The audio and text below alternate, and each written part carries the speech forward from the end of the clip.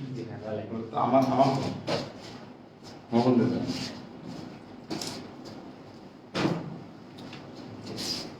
আচ্ছা ঠিক আছে, আমার একটু লাইভ আসতে একটু দেরি হলো, কারণ এই বোর্ডের এই বিষয়গুলো লিখতে আমার অনেক কষ্ট হয়েছে, অনেক সময় লেগেছে। প্রায় 20 মিনিট ধরে আমি বোর্ডে অনেকগুলো কথা লিখেছি। আমি একটু কষ্ট করে এগুলো লেখার কারণ আমাদের আমি চাই যে আমাদের ক্লাসটা আজকে 9:30টায় শেষ হয়ে যায়। তো আমি শুরুতেই সব কিছু লিখে রেখেছি, এবং এখান থেকে যে কোনো পরীক্ষায় মনে করো মেডিকেল ভর্তি পরীক্ষায় অথবা তুমি যে কোনো পরীক্ষায় যদি তুমি কোনো ভার্সিটি এক্সাম দাও বা তুমি এইচএসসি পরীক্ষা বলো বা কলেজের যে কোনো পরীক্ষায় তোমরা আগে যখন দিয়েছো, যে কোনো পরীক্ষায় এখান থেকে প্রশ্ন এসেছে খুবই খুবই ইম্পর্টেন্ট মেডিকেল ভর্তি পরীক্ষার জন্য, এবং যে কোনো অ্যাডমিশন পরীক্ষার জন্য খুব ইম্পর্টেন্ট। ম্যাক্সিমাম লাইন আমি লেখার চেষ্টা করেছি, কিছু লাইন বাদ পড়েছে, সেগুলো আমি তোমাদের মুখে বলে দিব, তোমরা খাতায় লিখে নিবা। তো সবাইকে আমি প্রথমে বলবো যে সবাই সবার বন্ধুদের একটু মেনশন দাও, যাতে সবাই দ্রুত জয়েন করতে পারে ক্লাসে, এবং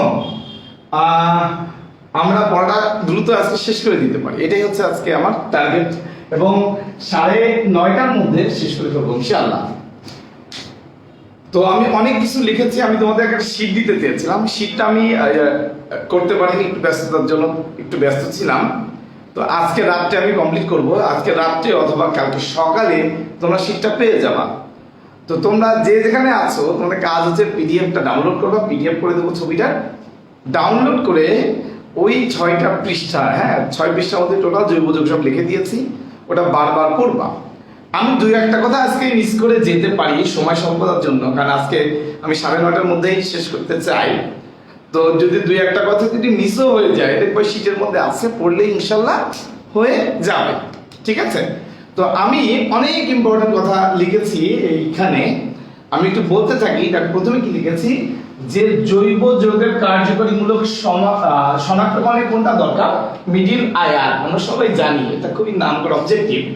সেকেন্ড হচ্ছে গ্লিসারিনের আর কি কি নাম আছে, গত দিনও আমি বলেছি, গ্লিসারল, প্রোপেন, 1, 2, 3 ট্রাইঅল। গ্লিসারিনের আরো 2টা নাম আছে, গ্লিসারল, প্রোপেন, 1, 2, 3 ট্রাইঅল। এরপরে গ্লিসারিনের আপেক্ষিক গুরুত্ব আমি সংক্ষেপে আরঘু লিখেছি, আপেক্ষিক গুরুত্ব হচ্ছে 1.26। গ্লিসারিন আমরা জানি সাবান তৈরির সময় উপজাত হিসেবে তৈরি হয়, যখন সাবান তৈরি করা হয় তখন উপজাত হিসেবে গ্লিসারিন তৈরি হয়।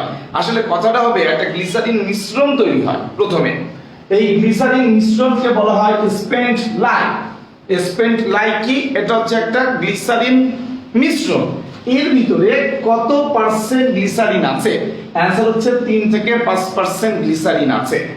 আচ্ছা, এরপরে হচ্ছে ফেনল। আমরা সবাই জানি ফেনল কোন তেল থেকে আসে, লঘু তেল, মধ্যম তেল না ভারী তেল, মার্কা করা অবজেক্টিভ, এটা অ্যানসার হবে মধ্যম তেল। যাই হোক, এই ফেনলের আরেক নাম হচ্ছে কার্বলিক অ্যাসিড। আমরা জানি গ্রামে গঞ্জে সাপ তাড়াতে কার্বলিক অ্যাসিড ব্যবহৃত হয়, এই কার্বলিক অ্যাসিডই হচ্ছে ফেনল। তাহলে ফেনলের অপর নাম কি, অ্যানসার হচ্ছে কার্বলিক অ্যাসিড। এটা কিন্তু ইম্পর্টেন্ট অবজেক্টিভ, দেখো পরীক্ষায় এটা তোমরা পাবা। এরপরে দেখো নাইট্রোগ্লিসারিনের ব্যবহার আমি লিখেছি ABCD, এর ফুল ফর্ম একটু পরে আমি বলবো, তোমরা জাস্ট মনে রাখো নাইট্রোগ্লিসারিনের ব্যবহার হচ্ছে ABCD। এরপরে দেখো TNT এর ব্যবহার হচ্ছে লিখেছি হ্যান্ড গ্রেনেড তৈরিতে, বোম্ব শেল তৈরিতে, টর্পেডো, যুদ্ধের জাহাজ ধ্বংসকারক টর্পেডো, আর পাহাড় সমতল করো। অর্থাৎ মনে করো যে পাহাড় আছে, পাহাড়টা আমি ভেঙে ফেলতে চাই, কোনো সমভূমি করে ফেলতে চাই, তখন আমার অ্যামাটল ব্যবহার করতে হয়। এই টর্পেডো এবং অ্যামাটল তৈরিতে TNT ব্যবহৃত হয়, খুবই ইম্পর্টেন্ট। এবং দেখো TNT এখানে ডিটোনেটর ব্যবহৃত হয়, শুধু জেনে রাখো কেন ব্যবহৃত হয় আমি একটু পরে বলবো। এরপর দেখো ডেটলের যে প্রধান উপাদান সেটাকে বলা হয় ক্লোরোজাইনিলন। আমরা সবাই জানি যে ডেটলের প্রধান উপাদান নাম হচ্ছে ক্লোরোজাইনিলন, এবং এই ক্লোরোজাইনিলনের রাসায়নিক নাম 4-chloro-3,5-dimethyl-phenol। আমি একটু পরে সংকেত লিখে তোমাদের দেখাবো, তোমরা জাস্ট মনে রাখো ডেটলের রাসায়নিক নাম কি, বা ক্লোরোজাইনিনলের রাসায়নিক নাম কি? অ্যান্সার হচ্ছে 4-chloro-3,5-dimethyl phenol। এরকম কোশ্চেন আসে যে ডেটল কার জাতক, টলুইনের জাতক নাকি ফেনলের জাতক নাকি অ্যানিলিনের জাতক? অ্যান্সার হচ্ছে ফেনলের জাতক হচ্ছে ডেটল। যাই হোক আমি পড়াবো। প্যারাসিটামল বা অ্যাসিটামিনোফেন, অ্যাসিটামিনোফেন, প্যারাসিটামল বা অ্যাসিটামিনোফেন আমরা জানি এর রাসায়নিক নাম হচ্ছে 4-হাইড্রক্সিফিনাইল-ইথানামাইড। 4-হাইড্রক্সিফিনাইল-ইথানামাইড, এটা সংকেত আমি তোমাদের লেখা শেখাবো কিভাবে লিখতে হয়। 4 গ্রাম এর বেশি যদি কেউ প্যারাসিটামল খায় তার কিডনি নষ্ট হয়ে যায়। আমাদের বইয়ে লেখা আছে, আসলে নষ্ট হবে লিভার, বাট আমাদের বইয়ে লেখা আছে কিডনি, আমরা কিডনি পড়বো। ঠিক আছে। পিভিসি, পিভিসি আমরা জানি পলিভিনাইল ক্লোরাইড। এই পিভিসি কি তৈরিতে ব্যবহৃত হয়? রেইনকোট আর গ্রামোফোন রেকর্ড। কি বললাম? রেইনকোট আর গ্রামোফোন রেকর্ড তৈরিতে ব্যবহৃত হয় পিভিসি। এরপর দেখো পলিস্টাইরিন, পলিস্টাইরিন হচ্ছে টেলিভিশন ক্যাবিনেট তৈরিতে ব্যবহৃত হয়, পলিস্টাইরিন ইম্পর্টেন্ট। এরপরে দেখো টেফলন, টেফলন হচ্ছে রান্নার ফ্রাই প্যানে ব্যবহৃত হয়। এটাও ম্যাথ কোশ্চেন, রান্নার ফ্রাই প্যানে কোনটি? অ্যান্সার হচ্ছে টেফলন। টেফলন তৈরিতে আমার প্রভাবক কোনটি? অ্যান্সার হচ্ছে ফেন্টন বিকারক। ফেন্টন বিকারকের সংকেত মেডিকেল ভর্তি পরীক্ষা 2 বার আসছে।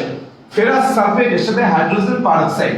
দেখো তোমরা দেখতে পাচ্ছ কিনা একটু কমেন্ট করে জানাও, দেখতে পাচ্ছ কিনা যে ফেন্টন বিকারক। আমি সব ছোট করে লিখে ফেলেছি, আমি একটু ক্ষমা প্রার্থী, কারণ সব আজকে না লিখলেও তোমরা অনেক কিছু জৈব যৌগ অনেক কিছু আছে, অনেক পৃষ্ঠা অনেক কিছু আছে, তো এই ইনফরমেশন গুলো তোমার খুঁজে পেতে অনেক কষ্ট হবে, সেজন্য আমি একবার লিখে দিয়েছি।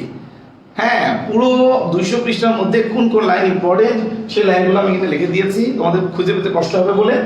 তো ছোট হয়ে গেছে, তারপরেও যারা যদি বুঝতে না পারো কমেন্ট করো, আমি দরকার হলে পরে সেটা বড় করে লিখবো। ফরমালিনে কত পার্সেন্ট মিথানল আছে? আমরা জানি 40% মিথানল আছে আর 60% পানি আছে।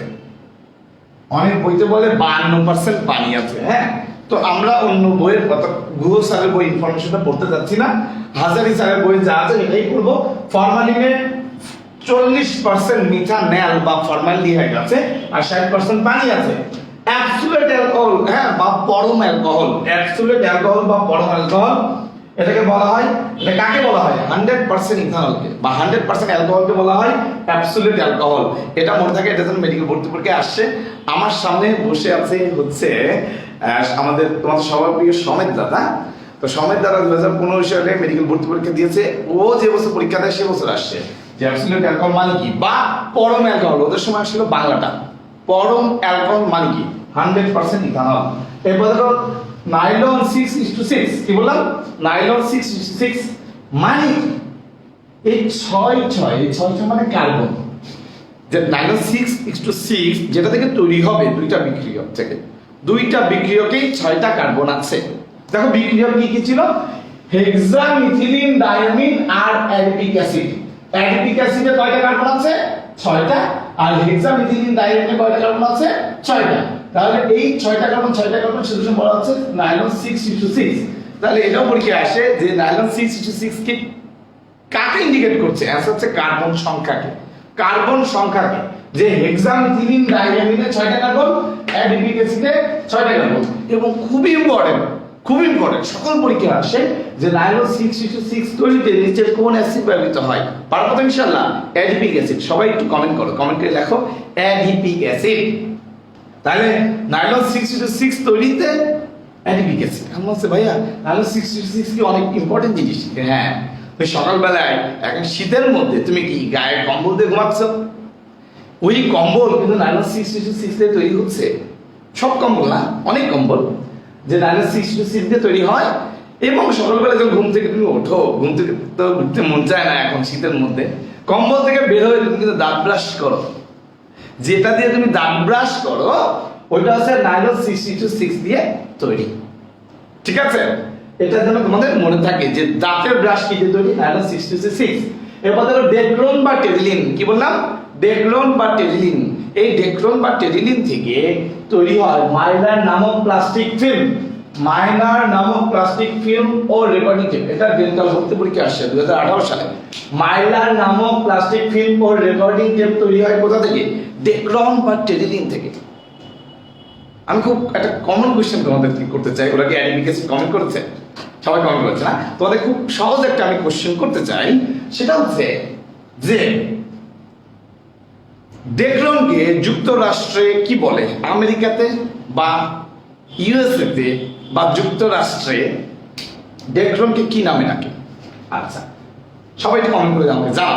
এবার দেখো, ক্যান্সার সৃষ্টিকারী পদার্থ খুব ইম্পর্টেন্ট। আমরা গ্রিল করে খাই না? দেখবা যে মাঝে মাঝে দোকানে দেখা যায় যে মুরগির গ্রিল ঘুরতে থাকে ঘুরতে থাকে ঘুরতে থাকে। এই যে গ্রিল করে, এই গ্রিলটা যদি ঠিকভাবে না হয় তখন 3,4 বেঞ্জোপাইরিন উৎপন্ন হয়। কি উৎপন্ন হয়? 3,4 বেঞ্জোপাইরিন। এটা হচ্ছে ক্যান্সার সৃষ্টিকারী। মার্ক আমরা অবজেক্টিভ, নিচের কোন পদার্থটি ক্যান্সার সৃষ্টিকারী? অ্যান্সার দিবা কি? 3,4 বেঞ্জোপাইরিন। এরপর দেখো লিভার সিরোসিস, এটাও মেডিকেল ভর্তি পরীক্ষায় আসছে 2018 সালে।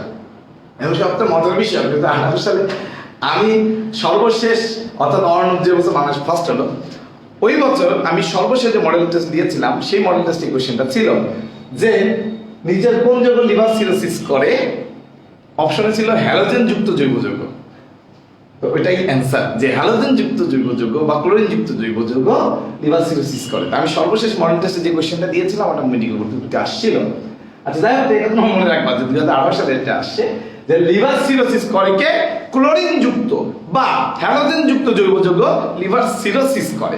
লিভার সিরোসিস মানে কি? লিভারটাকে ছোট করে দেয়, লিভারটাকে ছোট করে দেয়, লিভারটাকে নষ্ট করে দেয়।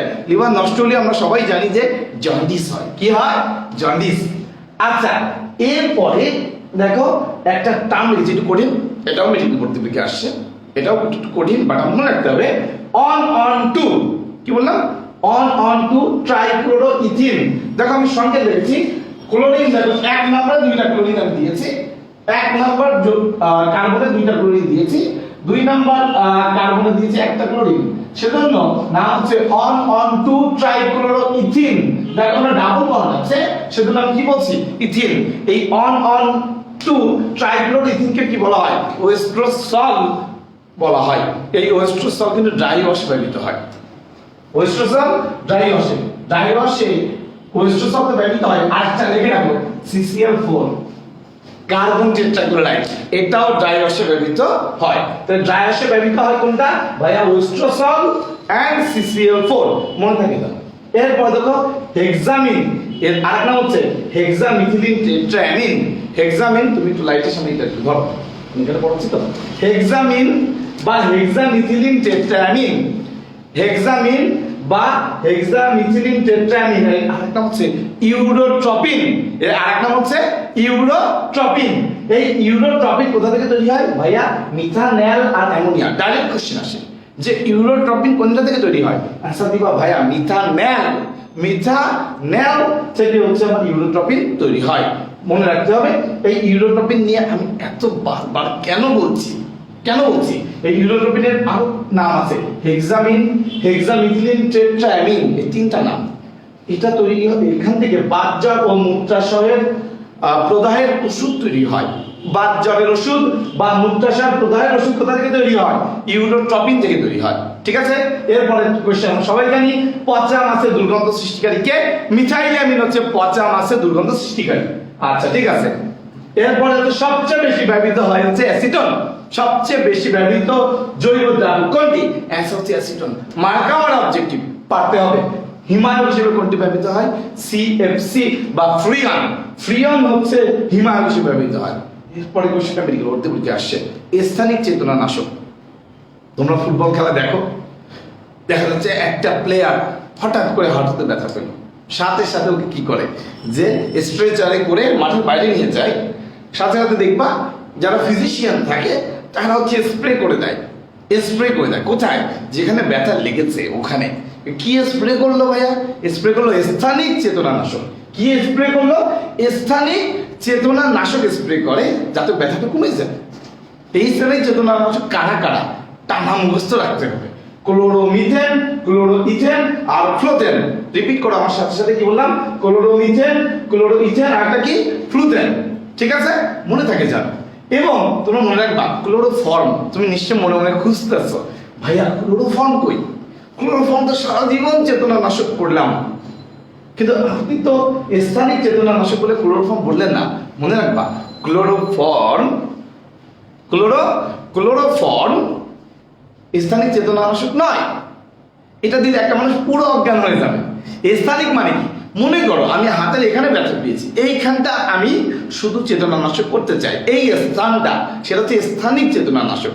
বাট আমাকে যদি ফুল অজ্ঞান করে ফেলতে চাও তুমি, তাহলে আমাকে দিতে হবে এমন চেতনানাশক যাতে আমি পুরোটাই অজ্ঞান হয়ে যাই, যেমন ক্লোরোফর্ম। আমি একটা কাহিনী তোমাদের শেয়ার করতে চাই, সেটা হচ্ছে 2012 বা 13 সালের ঘটনা।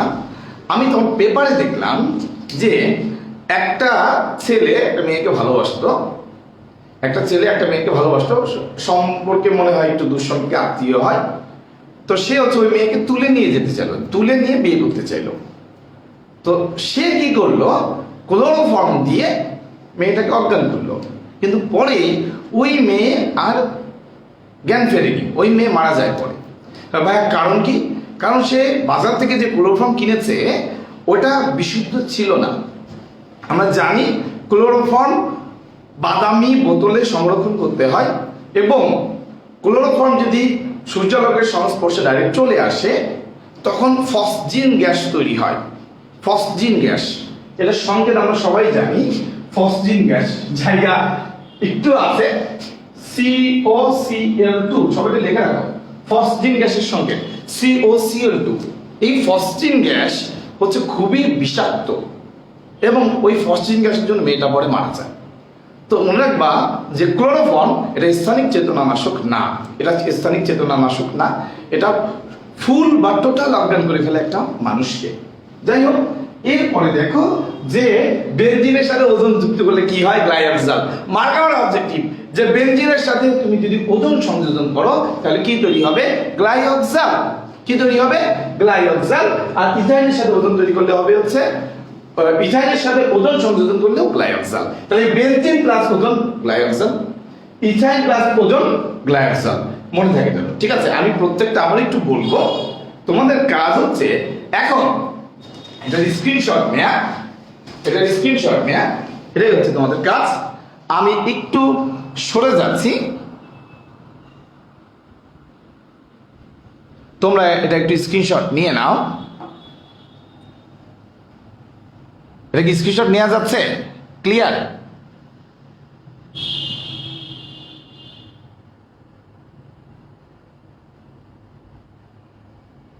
সবাই একটু স্ক্রিনশট নিয়ে নাও। স্ক্রিনশট নেওয়া হয়ে গেলে বলবা যে ভাই স্ক্রিনশট ডান।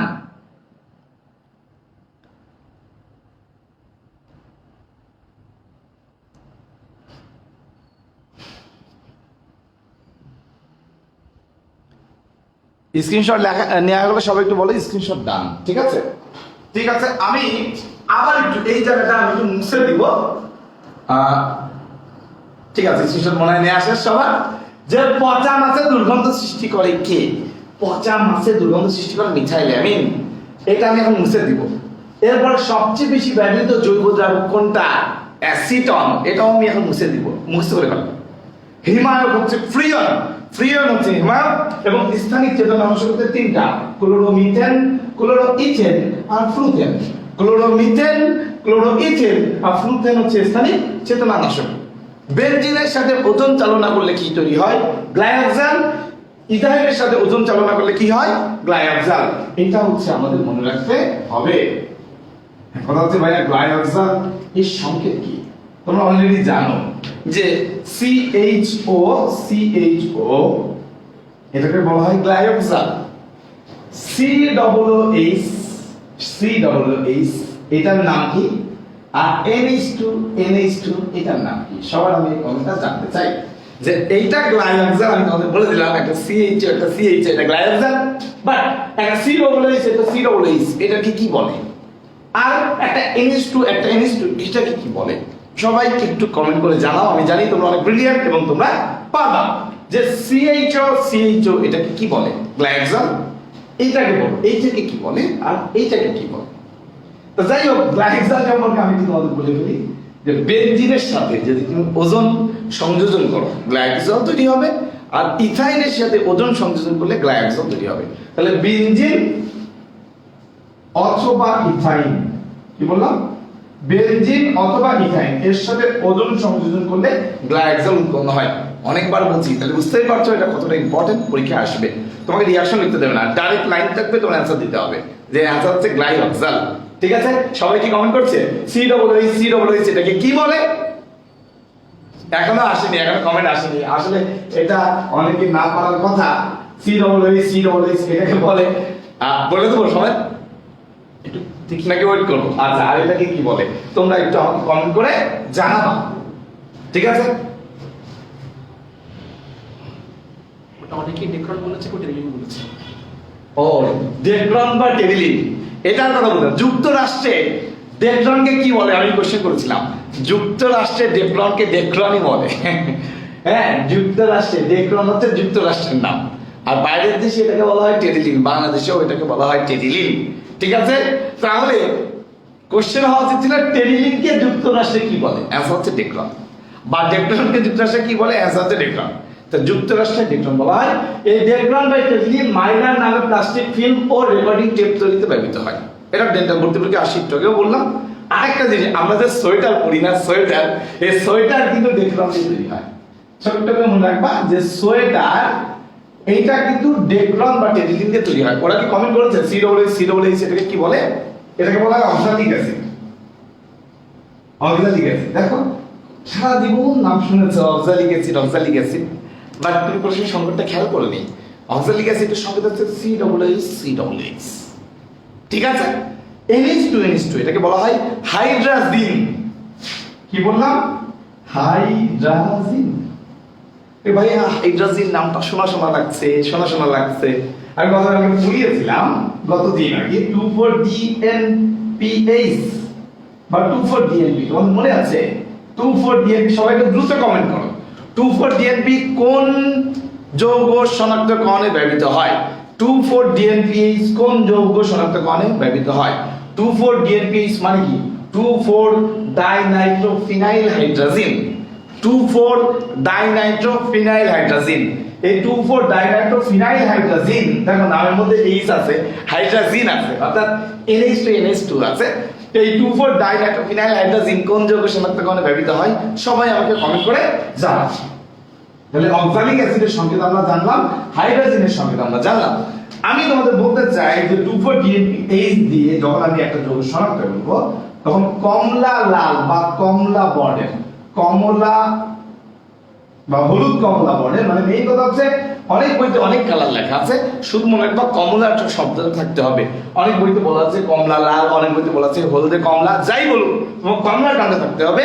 2,4-DNPH কোন ধরনের পদক্ষেপ ফেলায়? অ্যান্সার হচ্ছে কমলা রঙের পদক্ষেপ ফেলায়। এবং আমি কোশ্চেন করেছিলাম যে 2,4-DNPH, সবাই অলরেডি কমেন্ট করা শুরু করেছে।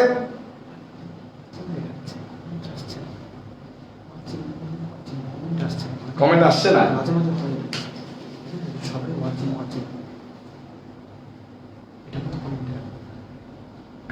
এবার আসছে। Yes, very good. 2,4-DNPH কোন যৌগ শনাক্তকরণে ব্যবহৃত হয়? সেটা হচ্ছে কার্বনিল যৌগ শনাক্তকরণে ব্যবহৃত হয় এবং কমলা বর্ণের বা হলদে কমলা বর্ণের ওদেরকে ফেলায়। এটা আমাদের মনে রাখতে হবে। এরপরে আমি যেটা বললাম, হেক্সামিন বা হেক্সামিথিলিন টেট্রামিন বা ইউরোট্রপিন। এখানে সবাই একটা ভুল করে, ভুলটা একটু বলে দিই। দেখো, নাইলন 6 এইটা তৈরিতে আমি কি বলেছিলাম? নাইলন 6 তৈরিতে আমি কি বলেছিলাম ভাইয়া? হেক্সামিথিলিন ডাইয়ামিন আর অ্যাডিটিক অ্যাসিড ব্যবহৃত হয়। এখানে ছিল হেক্সামিথিলিন ডাইয়ামিন, এখানে কি আছে? হেক্সামিথিলিন টেট্রামিন। যেই বলবো টেট্রামিন তুমি বলবো ও ভাইয়া এটা তো হেক্সামিন। যেই বলবো হেক্সামিথিলিন টেট্রামিন তুমি কি বলবা? ভাইয়া এটা তো হেক্সামিন বা ইউরোট্রপিন। আপনি বলেছিলেন যেটা মিথান ন্যায় থেকে তৈরি হয় এবং বাতজার ও মূত্রাশয় প্রদাহে ব্যবহৃত হয়। ইউরোট্রপিন নামক ওষুধ, মনে থাকে যেন। আর নাইলন 6 তৈরিতে কোন অ্যাসিড? Adipic acid. দাঁতের ব্রাশ এবং কর্মদ্বৈতে ব্যবহৃত হয়, আমরা সবাই জানি। ক্যান্সার সৃষ্টিকারী 3,4-বেনজোপাইরিন, গ্রিল করে যে আমরা খাবার খাই সেখানে 3,4-বেনজোপাইরিন তৈরি হয়, সেটা ক্যান্সার সৃষ্টিকারী। লিভার সিরোসিস করে, এটা ম্যাড কোশ্চেন। ক্লোরিন যুক্ত জৈব যৌগ। এবং সবচেয়ে কঠিন, এটাও ম্যাড কোশ্চেন, ওয়েস্ট্রোসল এর ব্যবহার হচ্ছে ড্রাই ওয়াশ।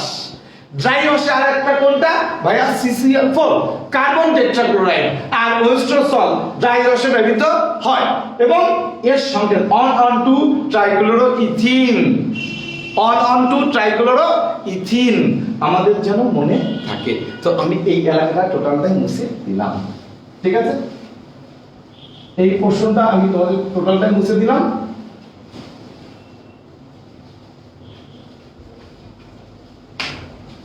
এখন দেখো আমি এখান থেকে বলি মিডিয়াল আইআর এর বাংলা আমরা সবাই জানি অবলোহিত রশ্মি, ইনফ্রারেড রে অবলোহিত রশ্মি। এটা তিন প্রকার আছে, নিয়ার আয়ার, মিডিল আয়ার, ফার আয়ার। আমরা জানি যে মিডিল আয়ার জৈব যৌগের কার্যকরীমূলক সমাপ্তকরণে ব্যবহৃত হয়। এবারে গ্লিসারিনের নাম গ্লিসারল, প্রোপেন, অনটু ট্রাইল। তাহলে আমি গতদিন সঙ্গে দেখেছিলাম CH2 CH2। তুমি যদি একটু খেয়াল করো যে এইটা হচ্ছে কি, এইটা হচ্ছে আমার গ্লিসারিন বা গ্লিসারল। দেখো প্রোপেন 1 2 3 ট্রাইওয়াল। এই গ্লিসারিন কোথা থেকে তৈরি হয় ভাইয়া? স্পেন্ট লাই থেকে, গ্লিসারিনের মিশ্রণ থেকে। এই স্পেন্ট লাইয়ের কত পার্সেন্ট আছে? 3 থেকে 5%। কত পার্সেন্ট গ্লিসারিন আছে স্পেন্ট লাইয়ে? 3 থেকে 5%। গ্লিসারিনের আপেক্ষিক গুরুত্ব কত? 1.26। তোমাদের প্রতি আমার কোশ্চেন যে এই গ্লিসারিনের ওখানে লাইট আসছে এখন ঠিক আছে। ও আচ্ছা, গ্লিসারিনের আর যে শনাক্তকারী পরীক্ষার নাম, এটা আমি একটু শুনতে চাচ্ছি যে গ্লিসারিনের শনাক্তকারী পরীক্ষার নাম কি? এবং আমরা জানি যে এখানে একটা যৌগ তৈরি হয়, সেটার নামটাই হচ্ছে ওই টেস্টের নাম। এবং এই টেস্টে নিরোধক হিসেবে দুইটা জিনিস ব্যবহৃত হয়, হয় পটাশিয়াম বাইসালফেট অথবা P2O5। হয় পটাশিয়াম KHSO4 পটাশিয়াম বাইসালফেট অথবা P2O5 কি হিসেবে ব্যবহৃত হয়? নিরোধক হিসেবে। তাহলে কি বের হয়ে যাবে? পানি বের হয়ে যাবে। কি বের হয়ে যাবে? পানি বের হয়ে যাবে। এবং এটা হচ্ছে এক ধরনের অপসারণ বিক্রিয়া। ভাইয়া কি অপসারণ হলো? পানি অপসারণ হলো। এই টেস্টের নাম আমি শুনতে চাচ্ছিলাম, সবাই কমেন্ট করতেছো, তোমার সমাজ বলছে, মাথা নাড়ছে। অর্থাৎ এটা টেস্টের নাম হচ্ছে অ্যাক্রোনিম টেস্ট। নাম কি? Acronym test. এবং এটা সংক্ষেপ সারা জীবন মনে রাখতে হবে, CH2 double bond CH CH2, ঠিক আছে? এরপর হচ্ছে ফেনল। এরপর হচ্ছে ফেনল। ফেনলের আরেকটা হচ্ছে কার্বনিক অ্যাসিড। এই ফেনল কোন তেল থেকে আসে ভাইয়া? মধ্যম তেল। ভাইয়া লঘু তেলে মনে হচ্ছে পড়েছি, হ্যাঁ লঘু তেলেও ফেনল আছে, কিন্তু ফেনল সবচেয়ে বেশি থাকে কোথা থেকে? ফেনল সবচেয়ে বেশি আসে হচ্ছে মধ্যম তেল থেকে, মনে থাকে জানো, ঠিক আছে? এখন দেখো নাইট্রোগ্লিসারিন। নাইট্রোগ্লিসারিনের ব্যবহার তোমরা তো অনেকক্ষণ ধরে বসে আছে ভাইয়া ABCD মানে কি? এই নাইট্রোগ্লিসারিনের ব্যবহার এতে হচ্ছে অ্যানজাইনা পেক্টোরিসে ব্যবহৃত হয়। অ্যানজাইনা পেক্টোরিস, ওই যে হার্টের রোগ হলে যে ব্যথাটা হয়, হার্টের কারণে বুকে ব্যথা হলে সেটাকে অ্যানজাইনা বলে। গতকাল আমার হসপিটালে ডিউটি ছিল, ইমার্জেন্সিতে একটা রোগ সকালবেলায় ভোরে চলে আসছে বুকে ব্যথা নিয়ে। হার্টের কারণে যদি কারোর বুকে ব্যথা হয় সেটাকে তুমি কি বলবা? Angina pectoris. এই অ্যানজাইনা পেক্টোরিসের ট্রিটমেন্ট নাইট্রোগ্লিসারিন। এই নাইট্রোগ্লিসারিন কিন্তু স্প্রে পাওয়া যায়, জিহ্বার নিচে আমি রোগীকে দিয়ে দিলাম, জিহ্বার নিচে সে স্প্রে দিয়ে দিল, তার বুকে ব্যথা কমে গেল। তাহলে অ্যানজাইনা পেক্টোরিসে ব্যবহৃত হয়। আর একটা হচ্ছে এতে হচ্ছে অ্যাজমাতে ব্যবহৃত হয়, অ্যাজমা, ঠিক আছে? বিতে হচ্ছে ব্লাস্টিং জেলাটিন। ভাইয়া এটা আমি তো জীবনে শুনিনি, ব্লাস্টিং জেলাটিন। তো খুব একটা শোনার দরকার নেই, এটা একটু কম ইম্পর্টেন্ট যে ব্লাস্টিং জেলাটিন আর কর্ডাইট তৈরিতে ব্যবহৃত হয়। তেলের খনি কোথায় আছে আমি সন্ধান করতে চাই, যে হ্যাঁ খুলনা শহরে কোথাও তেলের খনি আছে কিনা। তাহলে আমার কি লাগবে ভাইয়া? ব্লাস্টিং জেলাটিন লাগবে আর কর্ডাইট লাগবে। ব্লাস্টিং জেলাটিন আর কর্ডাইট তৈরিতে নাইট্রোগ্লিসারিন ব্যবহৃত হয়, ঠিক আছে? ডিতে হচ্ছে ডিনামাইট। ডিতে কি? ডিনামাইট। তাহলে সবাই বলো নাইট্রোগ্লিসারিনের ব্যবহার কি? ABCD। এতে অ্যানজাইনা পেক্টোরিস, এতে অ্যাজমা বা হাঁপানির চিকিৎসা, বিতে ব্লাস্টিং জেলাটিন এবং সিতে কর্ডাইট। ব্লাস্টিং জেলাটিন এবং কর্ডাইট তেলের খনি সন্ধানে ব্যবহৃত হয়। ডিতে হচ্ছে ডিনামাইট তৈরিতে। মার্কাবার অবজেক্টিভ ভাইয়া কোন দুইটা আসবে? আসবে ডিনামাইট তৈরিতে কোনটি ব্যবহৃত হয়? নাইট্রোগ্লিসারিন। অ্যানজাইনা পেক্টোরিসে কোনটি ব্যবহৃত হয়? নাইট্রোগ্লিসারিন। মেডিকেলে আসলে দুইটাই আসবে, অ্যানজাইনা পেক্টোরিস আর ডিনামাইট, মনে থাকে জানো। এবং নাইট্রোগ্লিসারিনের সংকেত দেখো, আমি একটু আগে গ্লিসারিনের সংকেত লিখেছিলাম, গ্লিসারিনের সংকেত লিখেছিলাম, তোমাদের মনে আছে? তো এইখানে জাস্ট আমি হাইড্রোজেনটা মুছে দিলাম, হাইড্রোজেনটা মুছে দিয়ে যদি আমি নাইট্রো দিয়ে দিই, তাহলে এটা হচ্ছে নাইট্রোগ্লিসারিন। এটা মেডিকেল বোর্ড থেকে আসছে যে নাইট্রোগ্লিসারিনের সংকেত। তো হিসাব করো, কার্বন কয়টা আছে? 1 2 3, তাহলে C3। হাইড্রোজেন কয়টা আছে? দেখো 2 1 আর 2, তাহলে 5টা। এরপরে দেখো নাইট্রোজেন কয়টা আছে? 3টা। অক্সিজেন দেখো 6টা, 3টা 9টা। তাহলে নাইট্রোগ্লিসারিনের সংকেত এটাও আসছে যে নাইট্রোগ্লিসারিনের সংকেত কি? C5H C3H5NCO9। এটা কিভাবে করলেন? আমি কিছুই করিনি, আমি গ্লিসারিনের সংকেতটা লিখেছি, হাইড্রোজেনের বদলে জাস্ট নাইট্রো মূলকটা লিখে দিয়েছি, নাম হচ্ছে নাইট্রোগ্লিসারিন। মনে থাকে যেন, very very very very important. তাহলে এগুলো আমি মুছে দিলাম।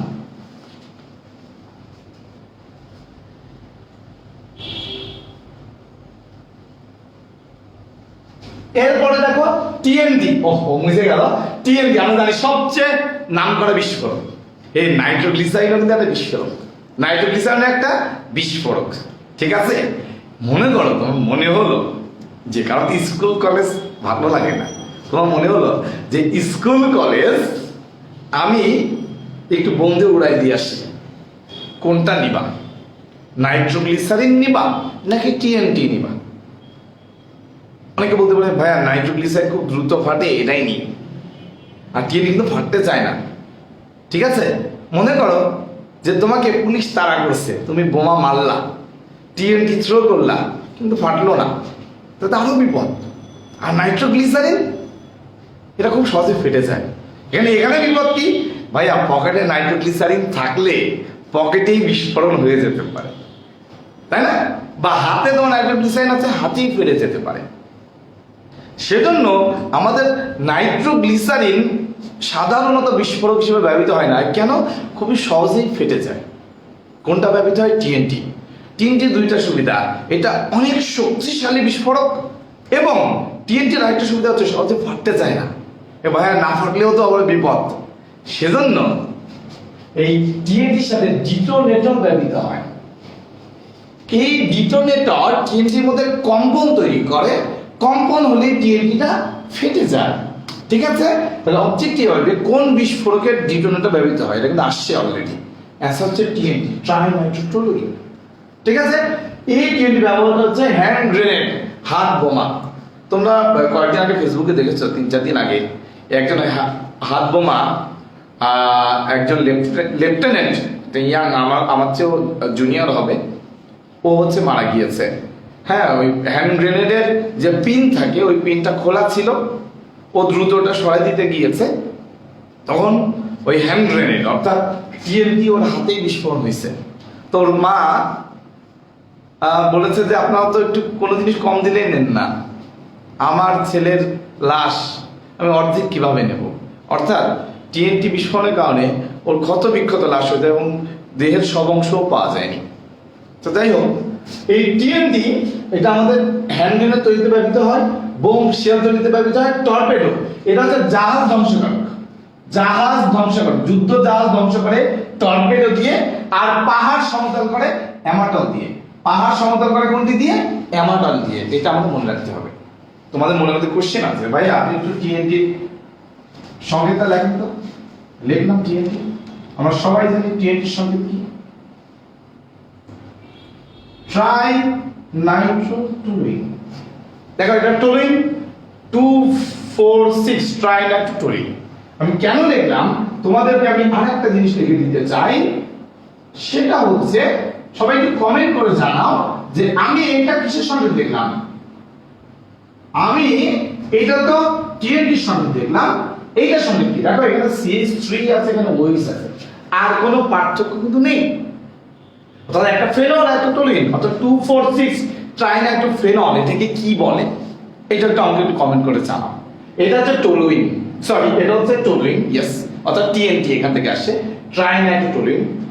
আর এখানে দেখা যাচ্ছে 2,4,6 ট্রাইনাইট্রোফেনল, এটাকে কি বলে কমেন্ট করে জানাও। এই জিনিসটা বার্নল কলম মলম হিসেবে ব্যবহৃত হয়।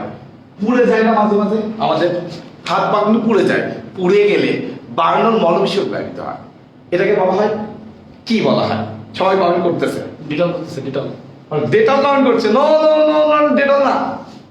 ডেটলের সংকেত আমি একটু আগে বললাম, 4-chloro-3,5-dimethyl-phenol, 4-chloro-3,5-dimethyl-phenol, এটা তো ডেটল। এটা হচ্ছে পিক্রিক অ্যাসিড, এটা হচ্ছে পিক্রিক অ্যাসিড। ভাইয়া একই রকম দেখতে, যে টিএমটিও যেমন দেখতে, পিক্রিক অ্যাসিডও তেমন দেখতে, শুধু একদিকে সিএস হচ্ছে ওইস, মনে থাকে যেন, ঠিক আছে? এটা হচ্ছে পিক্রিক অ্যাসিড। পিক্রিক অ্যাসিডের ব্যবহার এটাও মেডিকেল ভর্তি পরীক্ষায় আসছে, বার্নল মলম হিসেবে ব্যবহৃত হয়। আচ্ছা, এরপর হচ্ছে ডেটল। এরপরে হচ্ছে ডেটল। এই ডেটলের কথাই বলছিলাম। ডেটলের প্রধান উপাদান হচ্ছে ক্লোরোজাইলিনল, ক্লোরোজাইলিনল। এখন এর সঙ্গে হচ্ছে 4-chloro-3,5-dimethyl-phenol। একটু আগে বলেছি যে ডেটল কার জাতক, এটাও কোশ্চেন আসে। ডেটল কিন্তু ফেনলের জাতক। এর সংকেত দেখো, তুমি যদি লেখার চেষ্টা করো ভাইয়া প্রথমে তো ফেনলের জাতক, এটা একটা ফেনল লিখলাম, এখানে আমি একটা 4-chloro দিলাম এবং 3 এবং 5 নম্বরে C3 মূলক দিলাম। তাহলে ডেটলে দেখো 4-chloro, 4 নম্বরে ক্লোরিন আছে। তোমরা কি জানো কবিসারের অবজেক্টিভে এটা ডাইরেক্ট অবজেক্টিভ আছে যে ডেটলের কত নাম্বার কার্বনে ক্লোরিন থাকে। কবিসারের 15 ডাইরেক্ট কোশ্চেন, তাই এটা তো মনে রাখতে হবে যে ডেটলের 4 নম্বরে ক্লোরিন থাকে। তাহলে 4-chloro-3,5-dimethyl-phenol, 4-chloro-3,5-dimethyl-phenol, এটা হচ্ছে ডেটল বা ক্লোরোজাইলিনলের সংকেত। এই ডেটলের মধ্যে কি কি আছে এটা আমার কোশ্চেনে আসে। আমরা জানি যে ক্লোরোজাইলিনল আছে, আর কি আছে? Isopropyl alcohol, isopropyl alcohol. তারপর হচ্ছে পাইন তেল আছে বা টারপিনিয়ল আছে, টারপিনিয়ল। আর একটা আছে সাবান পানি। তো তোমাকে যদি কেউ কোশ্চেন করে যে কয়টা উপাদান, তুমি বলবে আমার 4টি উপাদান। প্রধান উপাদান হচ্ছে ক্লোরোজাইলিনল, দ্বিতীয় উপাদান হচ্ছে আইসোপ্রোপাইল অ্যালকোহল, পাইন তেল আর সাবান পানি। প্রধান উপাদান কোনটি? অ্যান্সার হচ্ছে ক্লোরোজাইলিনল। তুমি ভাবছো ক্লোরোজাইলিনল তো প্রধান উপাদান, তাহলে এটার পরিমাণ মানে সবচেয়ে বেশি না, এটার পরিমাণ সবচেয়ে কম, 4.8। কত বললাম? 4.8%। কিন্তু পার্সেন্টটাও লাগবে। আইসোপ্রোপাইল অ্যালকোহল হচ্ছে 13.1%। তার পাইন, পাইন মানে 9, পাইন মানে 9.9। পাইন তেলে পার্সেন্টেজটা লাগবে 9.9%। আর সাবান পানি সবচেয়ে বেশি থাকে, মনে থাকে দাও, ঠিক আছে? তাহলে ডেটলের সংকেত কি? সবাই একটু কমেন্ট করো, কমেন্ট করে একটু করি। 4-chloro-3,5-dimethyl-phenol, 4-chloro-3,5-dimethyl-phenol। কত নম্বরে ক্লোরিন আছে? 4 নম্বরে ক্লোরিন আছে। কয়টা মিথাইল মূলক আছে? ভাই 2টা মিথাইল মূলক আছে। কত কত নম্বরে? ভাই 3 এবং 5 নম্বরে, মনে থাকে না? হ্যাঁ, প্যারাসিটামল বা অ্যাসিটামিনোফেন। তুমি যদি আমেরিকায় যায় বলো যে আমার একটু প্যারাসিটামল দেন, ওরা কিন্তু চেনে না প্যারাসিটামল। প্যারাসিটামল ব্রিটিশদের না, ইউএসএ তে, ইউএসএ তে যদি তুমি যে বলো যে প্যারাসিটামল দেন, ওরা কিন্তু চিনবে না। ওদেরকে বলতে হবে যে ভাই অ্যাসিটামিনোফেন দেন। তো এর সংকেতটা 4-hydroxyphenylethanamide। তোমাদের গত দিন আমি একটা সংকেত লিখেছিলাম NaCO3H3। কি লিখেছিলাম? NaCO3H3। এটা কি বেনজিন বয়স সক্রিয়কারী না নিষ্ক্রিয়কারী? এটা আমি তোমাদের বলেছিলাম যে এইটা সক্রিয়কারী না নিষ্ক্রিয়কারী। সবাই একটু কমেন্ট করে একটু জানাও তো এটা সক্রিয়কারী না নিষ্ক্রিয়কারী। এটাকে বলা হয় ইথানামাইড। এটাকে কি বলা হয়? ইথানামাইড। এটা কেন ইথানামাইড নাম বলে আমি একটু পড়াইতে পারি, কিন্তু অত ডিপে আমি যাব না। আমার কথা একটাই, অবজেক্টিভ পড়তে হবে, প্রশ্ন আসবে তোমার পারতে হবে। তুমি এটা জেনে রাখো ইথানামাইড। কেন ইথানামাইড? এটা জানলে ভালো, না জানলে কিন্তু কোনো ক্ষতি নেই, ঠিক আছে? তাহলে NaCO3H3 এটাকে কি বলা হয়? ইথানামাইড। এটা বেনজিন বয়স সক্রিয়কারী না নিষ্ক্রিয়কারী? আমাকে একটু কমেন্ট করে জানাও। একজন নিষ্ক্রিয়, একজন সক্রিয়।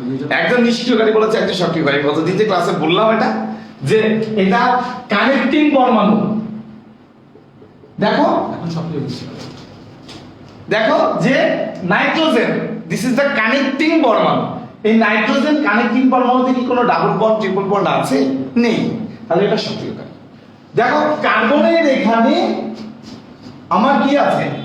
কার্বনের এখানে আমার ডাবল বন্ড আছে। ডাবল বন্ড বা ট্রিপল বন্ড থাকলে সেটা নিষ্ক্রিয়কারী, ঠিক আছে, কিন্তু সেটা কানেক্টিং পরমাণুতে। এখানে কানেক্টিং পরমাণু কোনটা? নাইট্রোজেন। তা নাইট্রোজেনে কি কোনো ডাবল বন্ড ট্রিপল বন্ড দেখতে পাচ্ছ? না ভাই, নাইট্রোজেনের সব সিঙ্গেল বন্ড, তাহলে এটা সক্রিয়কারী। ভাই এখানে যে ডাবল বন্ড আছে, ডাবল বন্ড কানেক্টিং পরমাণুতে না থাকলে হবে না, কানেক্টিং পরমাণুতে থাকতে হবে নিষ্ক্রিয়কারী হতে গেলে। এখানে যদি 1000টাও ডাবল বন্ড থাকে আমার কোনো যায় আসে না, এটা আমি গতদিন বলেছিলাম।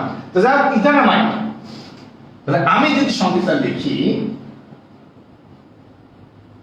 কি করবা? খুবই সহজ, কিন্তু 4 নম্বরে OH আর এখানে হচ্ছে NaCO6। ভাইয়া আপনি কি করলেন? আমি একটা ফিনাইল মূলক লিখেছি। কি মূলক? ফিনাইল মূলক। আমরা জানি বেনজিন বলয় থেকে হাইড্রোজেন চলে গেলে তাকে ফিনাইল বলে। ফিনাইল মূলক এর এক প্রান্তে দিয়েছি OH মূলক, অর্থাৎ 4 নম্বর পজিশনে, আর এক পোর্শন দিয়েছি ইথানামাইড। তাহলে এইটা কি স্টাডি বললাম, সবাই একটু বলো, ইথানামাইড। ইথানামাইড আর এটা হচ্ছে OH। তাহলে আমি বলতে পারি নাম কি? তুমি বলবা ভাই 4 হাইড্রক্সি। কি বলবা?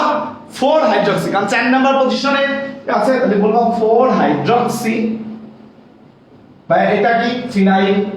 এটা হচ্ছে ফিনাইল মূলক, আর এটা কি? ইথানামাইড। ইথানামাইড।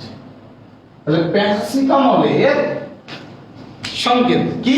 ভাইয়া 4 হাইড্রক্সি ফিনাইল ইথানামাইড। মনে থাকে তো? কোশ্চেন আসে ভাই, আপনি এই কোশ্চেন গুলো দেখবা বিভিন্ন পরীক্ষা আসে। কি কোশ্চেন? যে প্যারাসিটামলের কার্যকরী মূলক কোনটি? কোশ্চেন আসছে দেখবা। প্যারাসিটামলের কার্যকরী মূলক কিন্তু 2টা। আমি ভুল করলাম, আমি তো খুঁজতেছি NaCO3 কই আছে, অপশনে নাই, আমি ব্ল্যাঙ্ক রেখে চলে আসছি। পরে দেখি যে ওই অপশনে ছিল। তাহলে কার্যকরী মূলক 2টা, একটা হচ্ছে হাইড্রক্সিল মূলক আর একটা হচ্ছে NaCO3 অর্থাৎ ইথানামাইড মূলক। মনে থাকে যেন। এই প্যারাসিটামল 4 গ্রামের বেশি হলে কিডনি নষ্ট হয়। 4 গ্রামের বেশি হলে কি নষ্ট হয়? কিডনি নষ্ট হয়। আর যারা অ্যালকোহল সেবন করে, অ্যালকোহল আমরা জানি আমেরিকার মানুষ ম্যাক্সিমাম কিন্তু অ্যালকোহল সেবন করে, তাদের ক্ষেত্রে তারা কিন্তু 2 গ্রামের বেশি খেতে পারবে না। তুমি মনে করো তুমি অ্যালকোহল খাও না, তুমি সর্বোচ্চ 4 গ্রাম খেতে পারবা, কিন্তু যে অ্যালকোহল খায় সে সর্বোচ্চ 2 গ্রাম খেতে পারবে, ঠিক আছে? অ্যালকোহল খেলে শরীরে এমনি সব কিছু নষ্ট হয়ে যায়। পিভিসি হচ্ছে রেইনকোট বা গ্রামোফোন রেকর্ড তৈরিতে ব্যবহৃত হয়। পলিস্টাইরিন হচ্ছে টেলিভিশন ক্যাবিনেট, এগুলো আমি বলে ফেলেছি। টেফলন রান্নার ফ্রাই প্যান 100% ম্যাট। টেফলনের এখানে আছে ফেন্টন বিকারক। ফেন্টন বিকারকের সঙ্গে ফেরাস সালফেট এর সাথে হাইড্রোজেন পারঅক্সাইড যদি থাকে সেটাকে বলা হয় টেফলন। ফর্মালিন আমি বলেছি 40% মিথানল থাকে এবং অ্যাবসলিউট অ্যালকোহলে 100% ইথানল থাকে, ঠিক আছে? আমরা আমাদের একটা বেসিক পড়া শেষ করে ফেললাম। আচ্ছা, এরপরে আর 2টা জিনিস আমাদের জানতে হবে পলিমার রিলেটেড। এই 2টা জিনিস পরীক্ষা আসবে, লেখা রাখো যে মিথানল এর সাথে ফেনল যুক্ত হবে ব্যাকেলাইট। অবজেক্টিভ আসবে যে ব্যাকেলাইট তৈরিতে ফেনলের সাথে কোনটি যুক্ত হয়। ব্যাকেলাইট তৈরিতে ফেনলের সাথে কোনটি যুক্ত হয়, এটা বা হাজারি স্যারের বইয়ে আছে, সম্ভবত কোন জায়গায় ভার্সিটির একটা কোশ্চেন। অ্যান্সার হচ্ছে মিথানল। ফেনলের সাথে মিথানল দিলে তৈরি হবে ব্যাকেলাইট। ভাইয়া ব্যাকেলাইট এমন কি জিনিস যে পরীক্ষায় বারবার আসছে? এই যে আমাদের কারেন্টের যে সুইচগুলো আছে না, তোমার বাসাতে আমার সাথে টাকা থাকবে, কারেন্টের সুইচ আছে, এই কারেন্টের সুইচগুলো ব্যাকেলাইট দিয়ে তৈরি, সেজন্য পরীক্ষায় আসে, ঠিক আছে? তবে ব্যাকেলাইট কি দিয়ে তৈরি? ভাইয়া মিথানল এবং ফেনল দিয়ে ব্যাকেলাইট তৈরি। আর একটা হচ্ছে ইউরিয়া। এই ইউরিয়া থেকে তৈরি হচ্ছে মেলামাইন। আমরা মেলামাইনের প্লেটে ভাত খাই। এই মেলামাইন কিভাবে তৈরি হয়? এটা কার পলিমার? ইউরিয়ার পলিমার। আমরা ইউরিয়ার সংকেত সবাই জানি NH2CO NH2 বা কার্বামাইড বলা হয়। এটাকে কি বলা হয়? কার্বামাইড। ইউরিয়া বা কার্বামাইড এর পলিমার কোনটা? মেলামাইন। মার্ক আমার অবজেক্টিভ, মেলামাইন তৈরিতে প্রভাবক কোনটি? মার্ক আমার objective titanium oxide 100% man important. Medical ভর্তি পরীক্ষা যখন তখন চলে আসবে যে মেলামাইন তৈরি হয় কোথা থেকে, ভাইয়া ইউরিয়া থেকে, এবং এইখানে প্রভাবক কোনটা, টাইটেনিয়াম অক্সাইড। মনে রাখতে হবে, very very very very important. ঠিক আছে, এরপরে আমি তোমাদের কিছু সংক্ষেপ করব, আচ্ছা আমি তোমাদের একটু কোশ্চেন করি, যে খুব কঠিন কোশ্চেন। ড্রাই ওয়াশ করতে কোনটি কোনটি ব্যবহৃত হয়, সবাই একটু কমেন্ট করে জানাও। ড্রাই ওয়াশ করতে কোনটি নিচের কোনটি কোনটি ব্যবহৃত হয় একটু কমেন্ট করে জানাও। ড্রাই ওয়াশ করতে দুইটা জিনিস আমি লিখে দিয়েছিলাম, দুইটা জিনিস কি কি।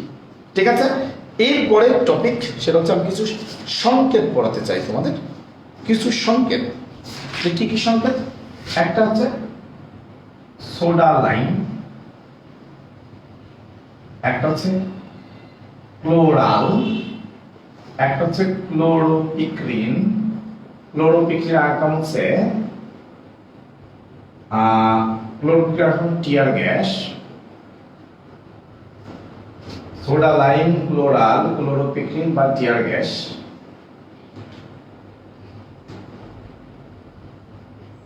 অ্যাক্রোলিন, লিন্ডেন বা গ্যামাক্সিন। অলরেডি আমি ডেটলের সংকেত, পিক্রিক অ্যাসিড, প্যারাসিটামল,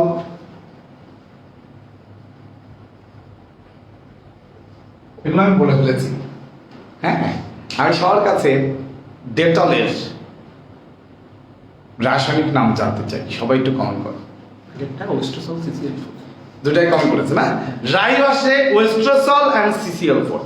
ওয়েস্ট্রোসলের সংখ্যাটা একটু কঠিন, অন টু ট্রাইক্লোরোইথিন, বারবার বলছি অন টু ট্রাইক্লোরোইথিন, একটু কঠিন কিন্তু এটা সবচেয়ে কঠিন যা আমি পড়াইছিলাম আগের পৃষ্ঠায়, এর মধ্যে সবচেয়ে এটা কঠিন ছিল। তো সোডা লাইম এর সংকেত, এটা আসছে সোডিয়াম হাইড্রোক্সাইডের সাথে ক্যালসিয়াম অক্সাইড যদি থাকে এটাকে বলা হয় সোডা লাইম, এটা আমার পরীক্ষায় লাগবে। ক্লোরালের সংকেত হচ্ছে CCl3CHO, এটাকে বলা হয় ক্লোরাল। ক্লোরাল ইম্পর্টেন্ট কারণ ক্লোরাল থেকে আবার ক্লোরোফর্ম তৈরি হয়। ক্লোরাল থেকে কি তৈরি হয়? ক্লোরোফর্ম। এটা আমাদের মনে রাখতে হবে। ক্লোরোপিক্রিন বা টিয়ার গ্যাস, এটা CCl3NO2।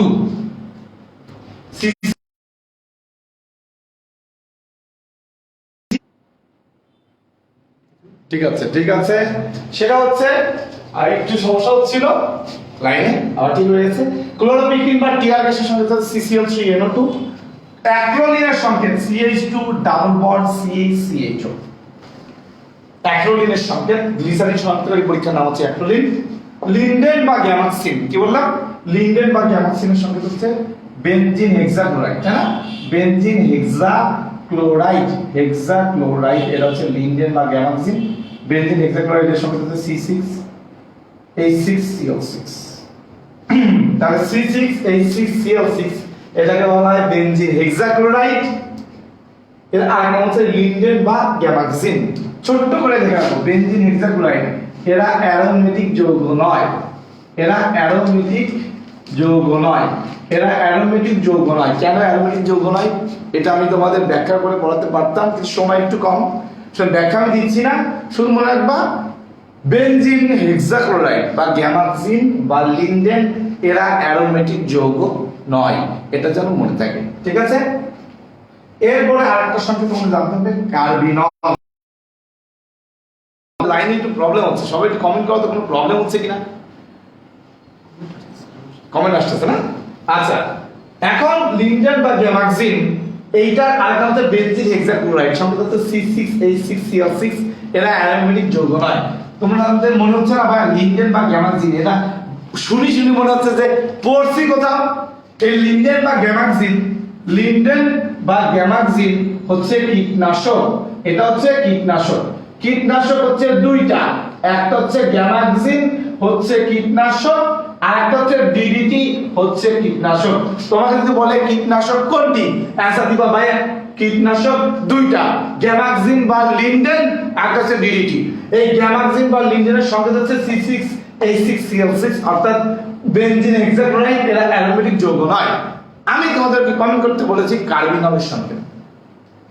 আমি তোমাদের কি সংকেত কি কমেন্ট করতে বলেছি? কার্বিনলের সংকেত কোনটি? সবাই একটু কমেন্ট করো, কার্বিনলের সংকেত কোনটি? কার্বিনলের সংকেত। এরপরে হচ্ছে মিথাইল কার্বিনল। কি বললাম? Methyl carbinol. কার্বিনলের সংকেত কোনটি আর মিথাইল কার্বিনলের সংকেত কোনটি? সবাই একটু আমাকে কমেন্ট করে জানাও। ফেভারিট কোশ্চেন এটা। কার্বিনল দেখলে আমরা ভয় পেয়ে যাই। কার্বিনল কি জানো? কার্বিনল কি একটা কঠিন জিনিস। গতদিন পড়াছিলাম কার্বিল অ্যামিন, তোমাদের মনে আছে কিনা? কার্বিল অ্যামিন রিঅ্যাকশন দিয়ে আমি তিনটা যৌগ শনাক্ত করেছিলাম: primary amine, aniline, chloroform. Primary amine, aniline, chloroform, এটা দিয়ে আমি কোনটা শনাক্ত করছিলাম? মানে কোন পরীক্ষা দিয়ে শনাক্ত করছিলাম এই তিনটা জিনিস? কার্বিল অ্যামিন রিঅ্যাকশন দিয়ে। কার্বিল অ্যামিন রিঅ্যাকশন দিয়ে তিনটা জিনিস শনাক্ত করা যায়। আমরা জানি প্রাইমারি অ্যামিন, অ্যানিলিন আর ক্লোরোফর্ম, এই তিনটা যৌগ আমি কার্বিল অ্যামিন রিঅ্যাকশন দিয়ে শনাক্ত করছিলাম। তো তখন বলেছি কার্বিল অ্যামিন, এখন বলছি কার্বিনল। কার্বিনলের সঙ্গে কি কমেন্ট করছে সবাই? CH3OH। Very good. মিথানল এর আরেক নাম হচ্ছে কার্বিনল। মিথানলের আরেক নাম কি? কার্বিনল। তোমাকে যদি বলি কার্বিনল মূলক কোনটি, তুমি বলবা ভাইয়া CH2OH bond, this is carbinol মূলক। অর্থাৎ মিথানল থেকে একটা হাইড্রোজেন চলে গেলে সেটাকে বলা হয় কার্বিনল মূলক। আর মিথানলের আরেক নাম হচ্ছে কার্বিনল। মিথানলের অপর নাম হচ্ছে কার্বিনল। তাহলে কার্বিনলের সঙ্গে তো CH3OH, মিথানলের সঙ্গে। এখন বোর্ড পরীক্ষা আসে মিথাইল কার্বিনল কোনটি? দেখো এটা আছে কার্বিনল মূলক না, এই কার্বিনল মূলকের সাথে আমি CH3 যোগ করে দিলাম। কি যোগ করে দিলাম? CH3। তাহলে বলতে পারছি মিথাইল কার্বিনল। মিথাইল কার্বিনল, তাহলে মিথাইল কার্বিনল এর সাথে হচ্ছে আমি একটা কার্বিনল মূলক লিখেছি, CH2OH ওর সাথে CH3 যোগ করেছি। দেখো এটা কার সংকেত? আসলে ইথানলের সংকেত। কার সংকেত? CH3 CH2OH, এটা কার সংকেত? ইথানলের সংকেত। তাহলে ইথানলের অপর নাম কি? ইথানলের অপর নাম হচ্ছে মিথাইল কার্বিনল। ইথানলের অপর নাম কি? Methyl carbinol. মনে থাকে জানো? এটাও কিন্তু পরীক্ষায় আসছে যে মিথাইল কার্বিনলের সংকেত কি। স্টুডেন্টরা কার্বিনল দেখেই ভয় পেয়ে গেছে। কার্বিনল কি জানো জিনিস? মনে থাকে জানো? হ্যাঁ, এটা খুবই সহজ আমাদের পারতে হবে। আমি অনেক মুখস্থ পড়া পড়েছি লাস্ট আধা ঘন্টা, এইবার কিছু বোঝানোর পর আমি পড়াবো, ঠিক আছে? একটু বাফারিং হচ্ছে সবাই। বাফারিং না? আচ্ছা ঠিক আছে, এখন ঠিক হয়ে যাবে।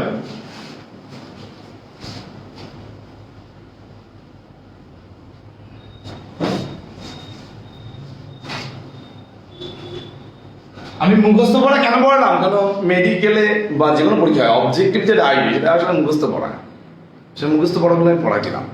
এবার তুমি অবজেক্টিভ দেখাতে যাবা আর আমার কথা মনে পড়বে।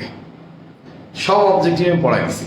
সামনের ক্লাস আর এই ক্লাস সবাই বলেছে যে প্রথম দুইটা ক্লাস শিয়াব তো অসাধারণ ক্লাস নিয়েছে।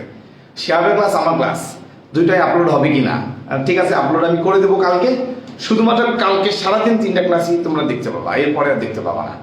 কালকে সবাই এটা দেখে ফেলবা। আর আরেকটা বিষয়, আমাকে সবাইকে মেসেজ দিচ্ছে মাস্টার বুকের কারণে আমাকেই মেসেজ দিচ্ছে ডাইরেক্ট। আমাকে মেসেজ দিয়ে কোনো লাভ নেই, আমাদের অফিসিয়াল নাম্বার দেওয়া থাকে দেখবা, ওই নাম্বারে ফোন দিবা। আমি আসলে অনেক ব্যস্ত থাকি, আমি কারোর ফোনের মেসেজের বা ফোন ধরতে পারি না বা মেসেজের রিপ্লাই দিতে পারি না। মাস্টার বুক যদি কারোর দরকার হয় বা এক্সাম মেসেজকে ভর্তি হতে চাই, অনেকে হচ্ছে, তোমরা জেনে খুশি হবা অ্যারাউন্ড 300 স্টুডেন্ট এক্সট্রা আমাদের অলরেডি ভর্তি হয়ে গেছে আমাদের এক্সাম ব্যাচ। এবং মাস্টার বুক নেওয়ার জন্য আমরা জানি আরো অনেক স্টুডেন্ট ভর্তি হবে।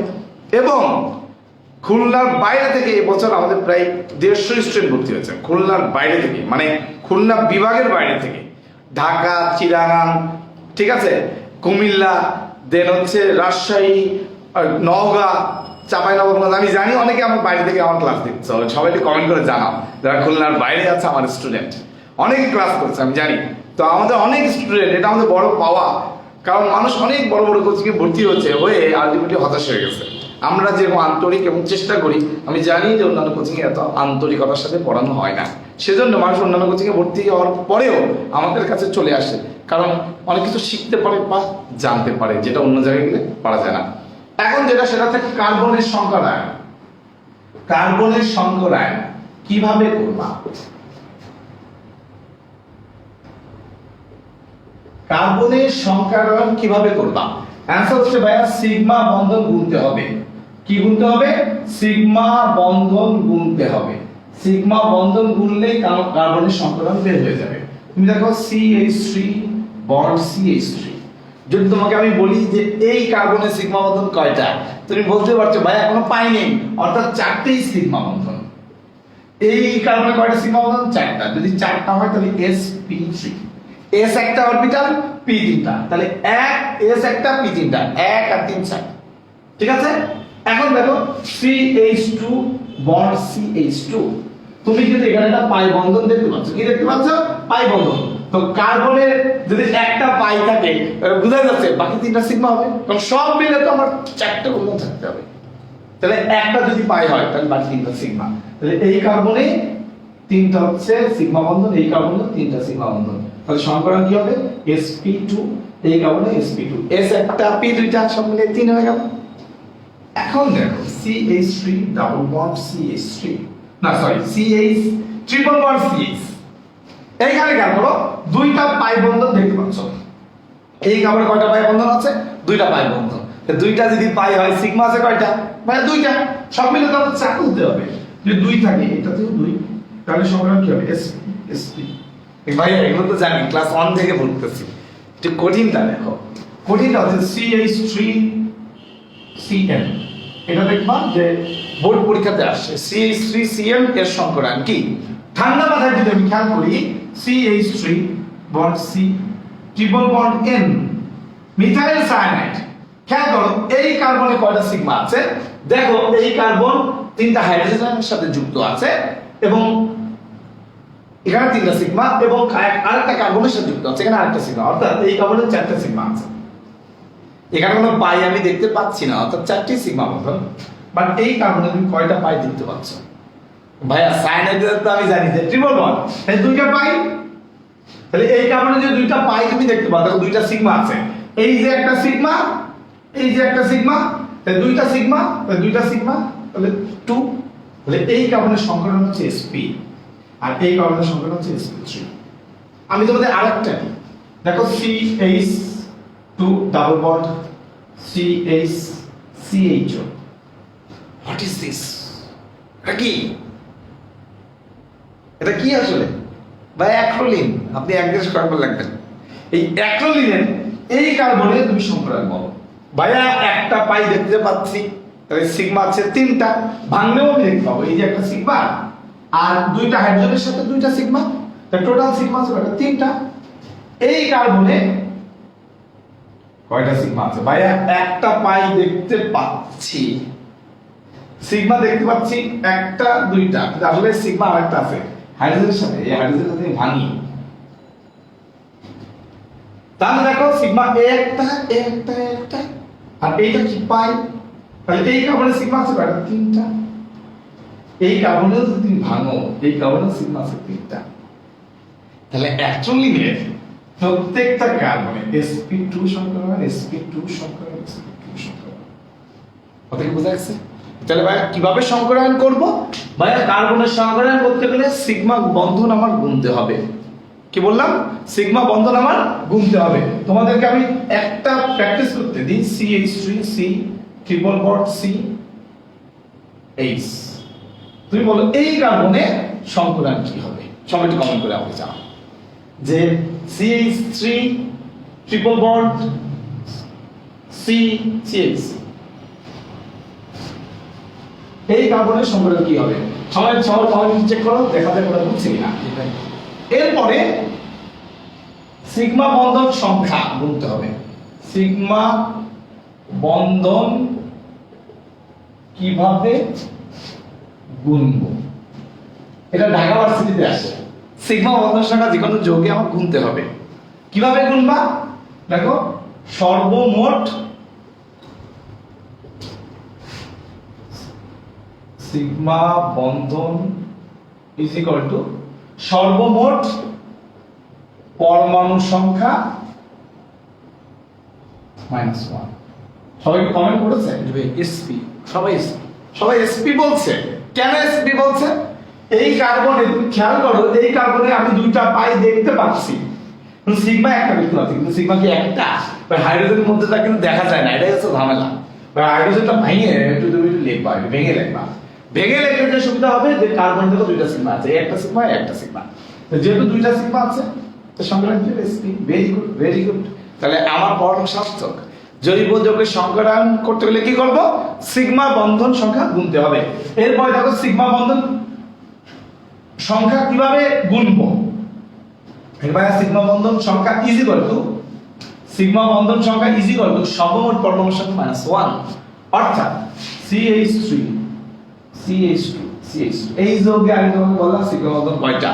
তোমার তো ভাইয়া সব ভাঙতে হবে, গুনতে হবে, কষ্ট। কেউ অত কষ্ট করার দরকার নেই। এখানে কার্বন আর হাইড্রোজেন তিনটা, তাহলে 4টা, 5টা, 6, 7টা, 8টা আর 3টা, 11টা। তাহলে 11টা পরমাণু আছে। এই যৌগে কয়টা পরমাণু আছে? 11টা পরমাণু আছে, -1। তাহলে সিগমা আছে কয়টা? 10টা। সিগমা আছে কয়টা? 10টা। তাহলে পরমাণুর সংখ্যা -1। বিশ্বাস না হলে গুনে দেখো, ঠিক আছে? এবার CH2 ডাবল বন্ড CH2। এটা সেই আমার সেই ইলেকট্রন লিখলাম। এখানে সিগমা বন্ধন কয়টা আছে? তুমি তো আকাশ থেকে বলবো ভাইয়া সিগমা বন্ধন কয়টা আছে, আবার সেম কোশ্চেন। তো দেখো কার্বন একটা, হাইড্রোজেন দুইটা, 3, 4, 5, 6, 7, 8। তাহলে পরমাণু আছে টোটাল 8টা, 1 বিয়োগ করে দাও, তাহলে সিগমা বন্ধন আছে 7টা। বিশ্বাস না হলে ভেঙে দেখো 7টাই আছে, ঠিক আছে? এবং এইটা পরীক্ষা আসে, যেটা আমি একটু বলেছিলাম CH3CN। এখানে সিগমা কয়টা? এই যোগে সিগমা কয়টা? গুনে ফেলো। 1 আর হাইড্রোজেন 3টা, 4, 5, 6, 6টা পরমাণু আছে। তাহলে 6 - 1 সিগমা আছে কয়টা? 5টা। তাহলে সিগমা বন্ধন সংখ্যা দেখবা পরীক্ষা আসে, ভার্সিটিতে আসে, বোর্ড পরীক্ষা আসে, মেডিকেলে এখনো আসেনি, তখন চলে আসতে পারে। তো যোগ লেগে সিগমা বন্ধন কয়টা আছে। আর যদি এটাতে অ্যালিফেটিক যৌগের ক্ষেত্রে, অ্যারোমেটিক যৌগের ক্ষেত্রে আমাদের এটা অনুসূচিতে দেয়া আছে যে অ্যানিলিনের সিগমা বন্ধন কয়টা। কি বললাম? অ্যানিলিনে সিগমা বন্ধন কয়টা। তো সবার আগে আমি সবাইকে বলি যে মুখস্থ রাখবা যে বেনজিনের সিগমা বন্ধন 12টা। কি বললাম? বেনজিনে সিগমা বন্ধন 12টা। এটা সারা জীবন মুখস্থ রাখতে হবে। বেনজিনের সিগমা বন্ধন কয়টা? 12টা। তাহলে এই রিংয়ের মধ্যে কয়টা আছে? 12টা আছে। কিন্তু এখন তুমি এখানে ভাঙো, আমি নাইট্রোজেনের আর এক্সট্রা কয়টা দেখতে পাচ্ছি? 1, 2, 3। তাহলে তুমি কি 12 সাথে 3 যোগ করবা?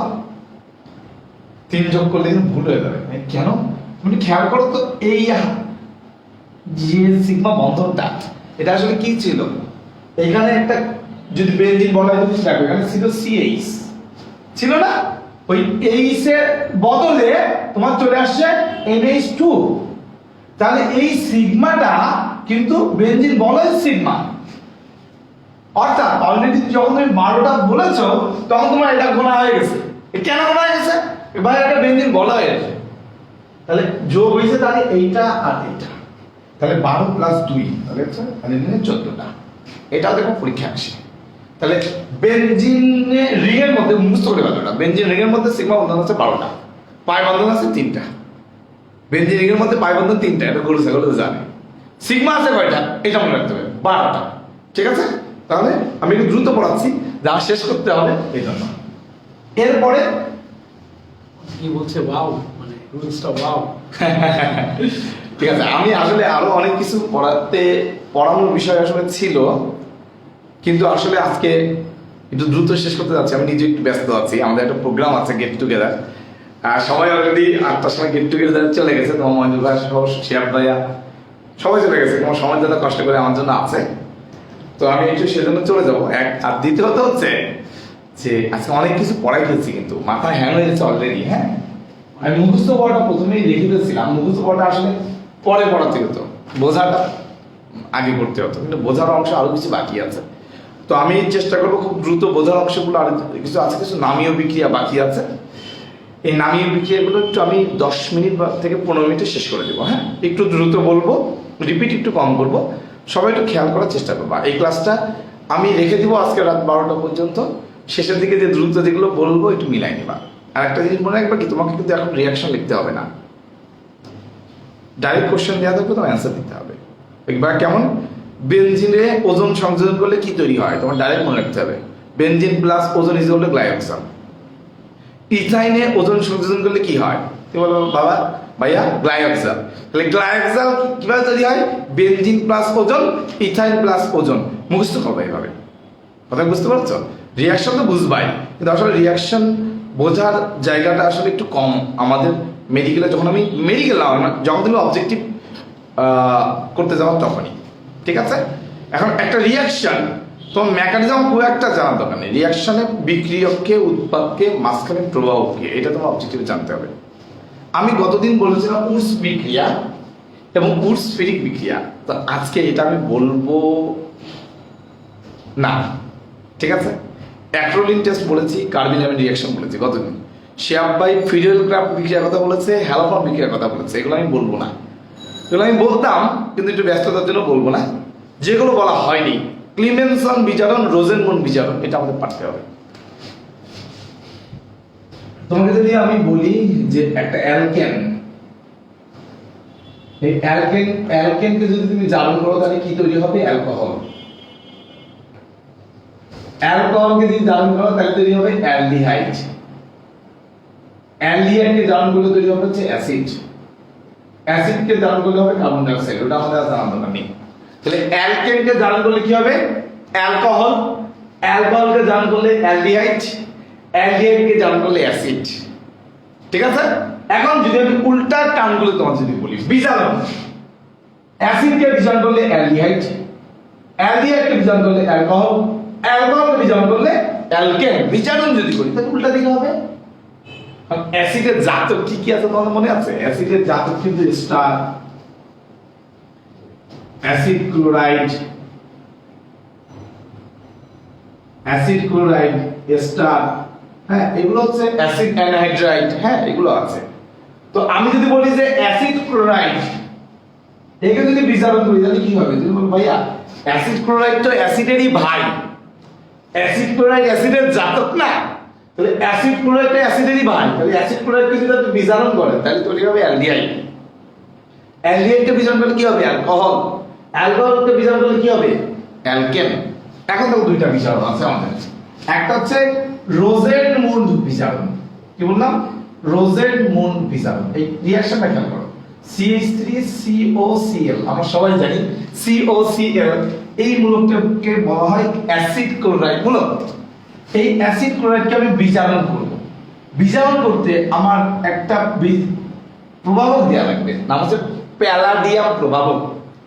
এই অ্যাসিড ক্লোরাইডকে যদি আমি বিজারণ করি কি তৈরি হবে, তুমি বলো ভাই অ্যাসিড ক্লোরাইডকে বিজারণ করলে কি তৈরি হবে, অ্যালডিহাইড। তাহলে আমি অ্যালডিহাইড তৈরি করলাম, CH3CHO। তাহলে দেখো, তো বিজারণ যে করেছি তাহলে একটা হাইড্রোজেন দিতে হবে, তাহলে দুইটা হাইড্রোজেন দিয়ে দিলাম,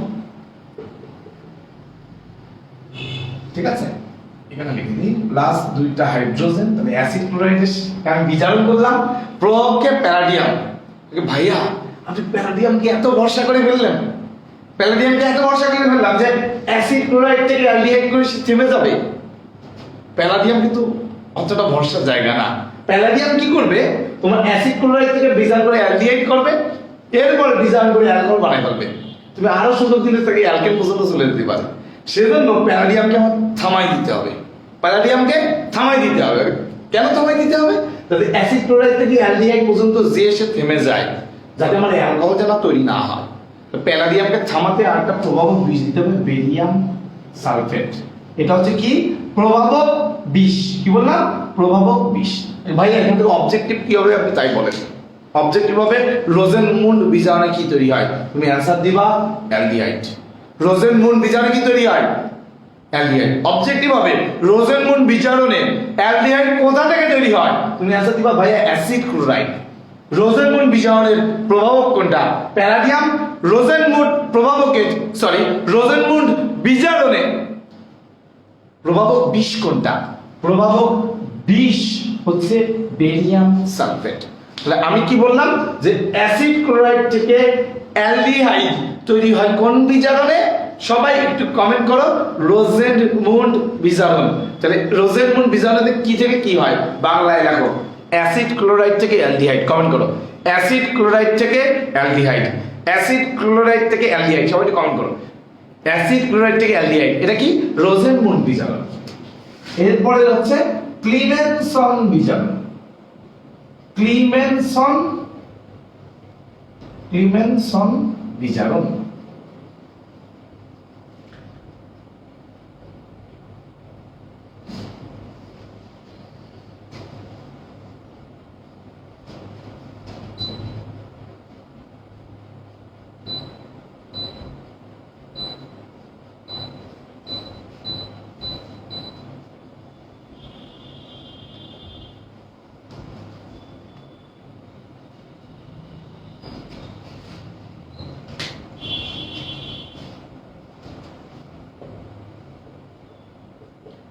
দেখো আমি সবাইকে কমেন্ট করেছে অ্যাসিড ক্লোরাইড থেকে অ্যালডিহাইড, ইংলিশ লিখতেছে। ইংরেজিতে লিখছে, ওই কমেন্ট করা কঠিন হয়ে যায়। ইংলিশ। অ্যাসিড ক্লোরাইড থেকে অ্যালডিহাইড, এখানে হচ্ছে রোজেনমুন্ড বিজারণ। প্রভাবক হচ্ছে প্যারাডিয়াম, প্রভাবক বিশেষ হচ্ছে বেরিয়াম সালফেট। আমাদের নেক্সট যেটা সেটা হচ্ছে ক্লিমেনসন বিজারণ। ক্লিমেনসন বিজারণ কি হয়? কার্বনিল যৌগ থেকে, অর্থাৎ কার্বনিল যৌগ মানে কি? Aldehyde ketone. অ্যালডিহাইড কিটোন থেকে বা কার্বনিল যৌগ থেকে আমার অ্যালকেন উৎপন্ন হয়। কি উৎপন্ন হয়? অ্যালকেন উৎপন্ন হয়। বা আরেকটা কথা বলা যায়, আমি বলছি, দেখো খেয়াল করো আমি কি করেছি, এটা CH3CCHO, এটা কি? CHO, এটা অ্যালডিহাইড, অর্থাৎ ইথানল লিখেছি, একটু খেয়াল করো, CH3CHO। তা আমি CO টা একটু আলাদা করে লিখেছি, ঠিক আছে? এই CO টা হচ্ছে কার্বনিল মূলক। CO টা কি মূলক বললাম? কার্বনিল মূলক। এখন দেখো এখানে আমি 4টা হাইড্রোজেন দিয়েছি, বুঝা যাচ্ছে ভাইয়া? রোজেনমুন্ডে 2টা হাইড্রোজেন দিছিলেন, আর এখানে 4টা হাইড্রোজেন, মানে শক্তিশালী বিজারণ আপনি কিছু করতে চাচ্ছেন নাকি? হ্যাঁ, আমি শক্তিশালী বিজারণ করতে চাচ্ছি। কেমন শক্তিশালী? দেখো অ্যালডিহাইডকে যদি আমি বিজারণ করি তৈরি হবে কি? অ্যালকোহল। অ্যালডিহাইডকে বিজারণ করলে কি তৈরি হবে? অ্যালকোহল। কিন্তু আমি লাভ দিতে চাচ্ছি অ্যালডিহাইড থেকে এক লাভে অ্যালকেন, অ্যালডিহাইড থেকে এক লাভে কি? অ্যালকেন তৈরি করতে যাচ্ছি। তাহলে বিজারণের একটা ধাপ স্কিপ করতে যাচ্ছি, তাহলে শক্তিশালী বিজারণ দিতে হবে না? এই শক্তিশালী বিজারণ প্রক্রিয়া কোনটা? ক্লিমেনসন বিজারণ, শক্তিশালী বিজারণ প্রক্রিয়া। এখানে নিশ্চয়ই একটা শক্তিশালী বিজারক ব্যবহার করা হয়। অ্যান্সার হচ্ছে হ্যাঁ, ক্লিমেনসন বিজারক ব্যবহার করা হয়। জিঙ্ক অ্যামালগাম এবং গাঢ় HCl 100% ম্যাট। ইম্পর্টেন্ট যে ক্লিমেনসন বিজারণে প্রভাবক কোনটা? অ্যান্সার দিবা জিঙ্ক অ্যামালগাম গাঢ় HCl হচ্ছে প্রভাবক। এখানে কিন্তু কোনো প্রভাবক বিষ নেই, এখানে প্রভাবক বিষ ছিল, এখানে শুধু প্রভাবক আছে জিঙ্ক অ্যামালগাম এবং গাঢ় HCl। কি হচ্ছে ভাইয়া? আপনার অ্যালডিহাইড কিটোন, অর্থাৎ কার্বনিল যৌগ থেকে এক লাফে কি হয়ে যাচ্ছে? অ্যালকেন। অর্থাৎ অ্যালডিহাইড থেকে এক লাফে অ্যালকেন হয়ে যাবে কোন প্রক্রিয়ায়? ক্লিমেনসন বিজারণ। কোশ্চেন হবে ক্লিমেনসন বিজারণে কি তৈরি হয়? অ্যান্সার দিবা কি ভাইয়া? অ্যালকেন। ক্লিমেনসন বিজারণে কোনটি থেকে অ্যালকেন তৈরি হয়? অ্যান্সার হচ্ছে ভাইয়া কার্বনিল যৌগ থেকে অ্যালকেন তৈরি হয়। এখানে প্রভাবক কোনটা? জিঙ্ক অ্যামালগাম গাঢ় HCl। আরেকটা কোশ্চেন আসবে, কোন মূলক থেকে কোন মূলক তৈরি হয়? ক্লিমেনসন বিজারণে কোন মূলক থেকে কোন মূলক তৈরি হয়? কেমন? যেমন দেখো এটা কিন্তু কার্বনিল মূলক। কি মূলক? কার্বনিল মূলক। খেয়াল করো আমি লিখেছি এইটা আর এইটা, দেখো যেভাবে লিখেছি, এইখানে CH3 ছিল, C ছিল, এখানে দেখো CH3C আছে, উপরে হাইড্রোজেন, উপরে হাইড্রোজেন, তাই দেখা যাচ্ছে CO মূলক এখানে আছে, এখানে শুধু CH2। তাহলে CO এর জায়গায় যে আসলে কি পদার্থ দিছি? CH2, আর কিচ্ছু কিন্তু করিনি। এইটা যেমন ছিল এইটা তেমন লিখে দিয়েছি। অর্থাৎ CO মূলক কোন মূলকে পরিণত হয়েছে? মিথিলিন মূলকে। কোন মূলকে? মিথিলিন মূলকে। তাহলে এইটা সবচেয়ে কঠিন কোশ্চেন, যে সবচেয়ে কঠিন কোশ্চেন ক্লিমেনসন বিজারণে। ক্লিমেনসন বিজারণে কি তৈরি হয়? কার্বনিল মূলক থেকে মিথিলিন মূলক তৈরি হয়। কি বললাম? কার্বনিল মূলক থেকে মিথিলিন মূলক তৈরি হয়, মনে থাকে যাবে, ঠিক আছে? এরপরে আমরা স্যান্ড-মেয়ার রিঅ্যাকশন আর গ্যাটারম্যান রিঅ্যাকশনে চলে আসবো। কোন রিঅ্যাকশন? স্যান্ড-মেয়ার গ্যাটারম্যান, খুবই সহজ। স্যান্ড-মেয়ার রিঅ্যাকশন এটা কার রিঅ্যাকশন ভাইয়া? বেনজিন ডায়াজোনিয়াম ক্লোরাইডের রিঅ্যাকশন। এটা আমি কি লিখলাম? Benzene diazonium chloride. এই বেনজিন ডাইজোনিয়াম ক্লোরাইড থেকে আমি তৈরি করলাম ক্লোরোবেনজিন। কি তৈরি করলাম? ক্লোরোবেনজিন। এবং প্রভাব হচ্ছে copper chloride HCl 100 degree Celsius তাপমাত্রা। তাহলে এটা কোন রিঅ্যাকশন? Sandmeyer reaction. কি রিঅ্যাকশন? স্যান্ডমেয়ার। অবজেক্টিভ আসবে স্যান্ডমেয়ার রিঅ্যাকশন কি তৈরি হয়? অবজেক্টিভ আসবে স্যান্ডমেয়ার রিঅ্যাকশনে কি তৈরি হয়। তোমরা তো আকাশ থেকে বলবা ও বাবা স্যান্ডমেয়ার রিঅ্যাকশন আসছে, পারি না, যেমন নাম শুনিনি। খুবই সহজ, ক্লোরোবেনজিন। কোথা থেকে? বেনজিন ডাইজোনিয়াম ক্লোরাইড থেকে। জাস্ট দেখো নাইট্রোজেনটা আমি বের করে দিচ্ছি, আর কিছু করিনি। বেনজিন ডাইজোনিয়াম ক্লোরাইডে কি ছিল? নাইট্রোজেন ছিল। এই নাইট্রোজেনটা বের করে দিছি। তাহলে বেনজিন ডাইজোনিয়াম ক্লোরাইড থেকে কি তৈরি হচ্ছে? ক্লোরোবেনজিন। কোন বিক্রিয়ায়? স্যান্ডমেয়ার। মার্কাবার অবজেক্টিভ স্যান্ডমেয়ারের প্রভাব কে? কপারের লবণ। কপার না কিন্তু, কপারের লবণ আর HCl। তাপমাত্রা হচ্ছে 100 ডিগ্রি সেলসিয়াস। তাপমাত্রা কত? 100 ডিগ্রি সেলসিয়াস। এরপরে দেখো গ্যাটারম্যান রিঅ্যাকশন। কি বললাম? গ্যাটারম্যান রিঅ্যাকশন। এই গ্যাটারম্যান রিঅ্যাকশন কি হয়?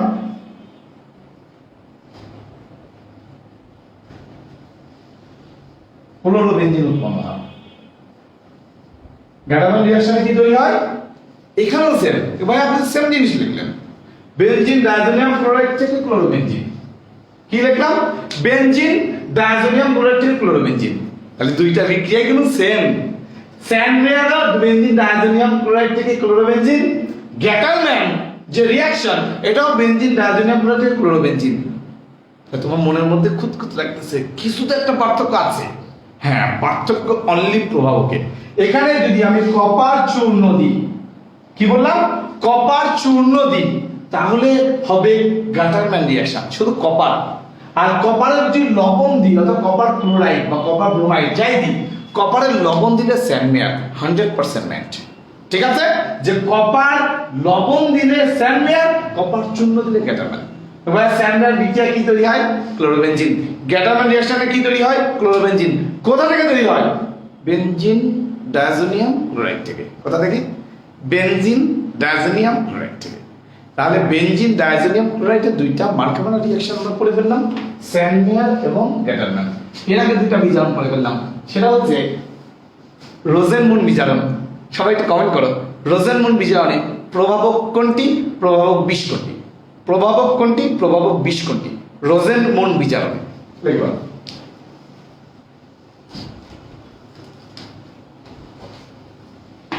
এরপর হচ্ছে কোপ বিক্রিয়া। কি বিক্রিয়া? কোপ বিক্রিয়া। রাইমার টাইম্যান বিক্রিয়া। দুইটা বিক্রিয়া আছে। কোপ বিক্রিয়া এক নাম হচ্ছে কোপ স্মিথ বিক্রিয়া। কোপ বিক্রিয়া এক নাম কি? কোপ স্মিথ বিক্রিয়া। ঠিক আছে? কোপ স্মিথ বিক্রিয়া আর হচ্ছে রাইমার টাইম্যান বিক্রিয়া। দুইটা বিক্রিয়া আমাদের একটু জানতে হবে। ভাইয়া বিশ্বাস করো, এই বিক্রিয়াগুলো তুমি দুইবার পড়বা, আমি শীট দিব, তুমি দুইবার পড়বা, মুখস্থ করলে হয়ে যাবে, ভয় পাওয়ার কিছু নাই। তুমি হয়তো আজকে প্রথম শুনতে পারো, হ্যাঁ জীবনে একবার মনে শুনছিলাম রাইমার টাইম্যান বিক্রিয়া, ভাই আজকে পড়াচ্ছে। বিলিভ মি, তুমি সারা জীবন মনে রাখতে পারবা, ঠান্ডা মাথায় শুনো।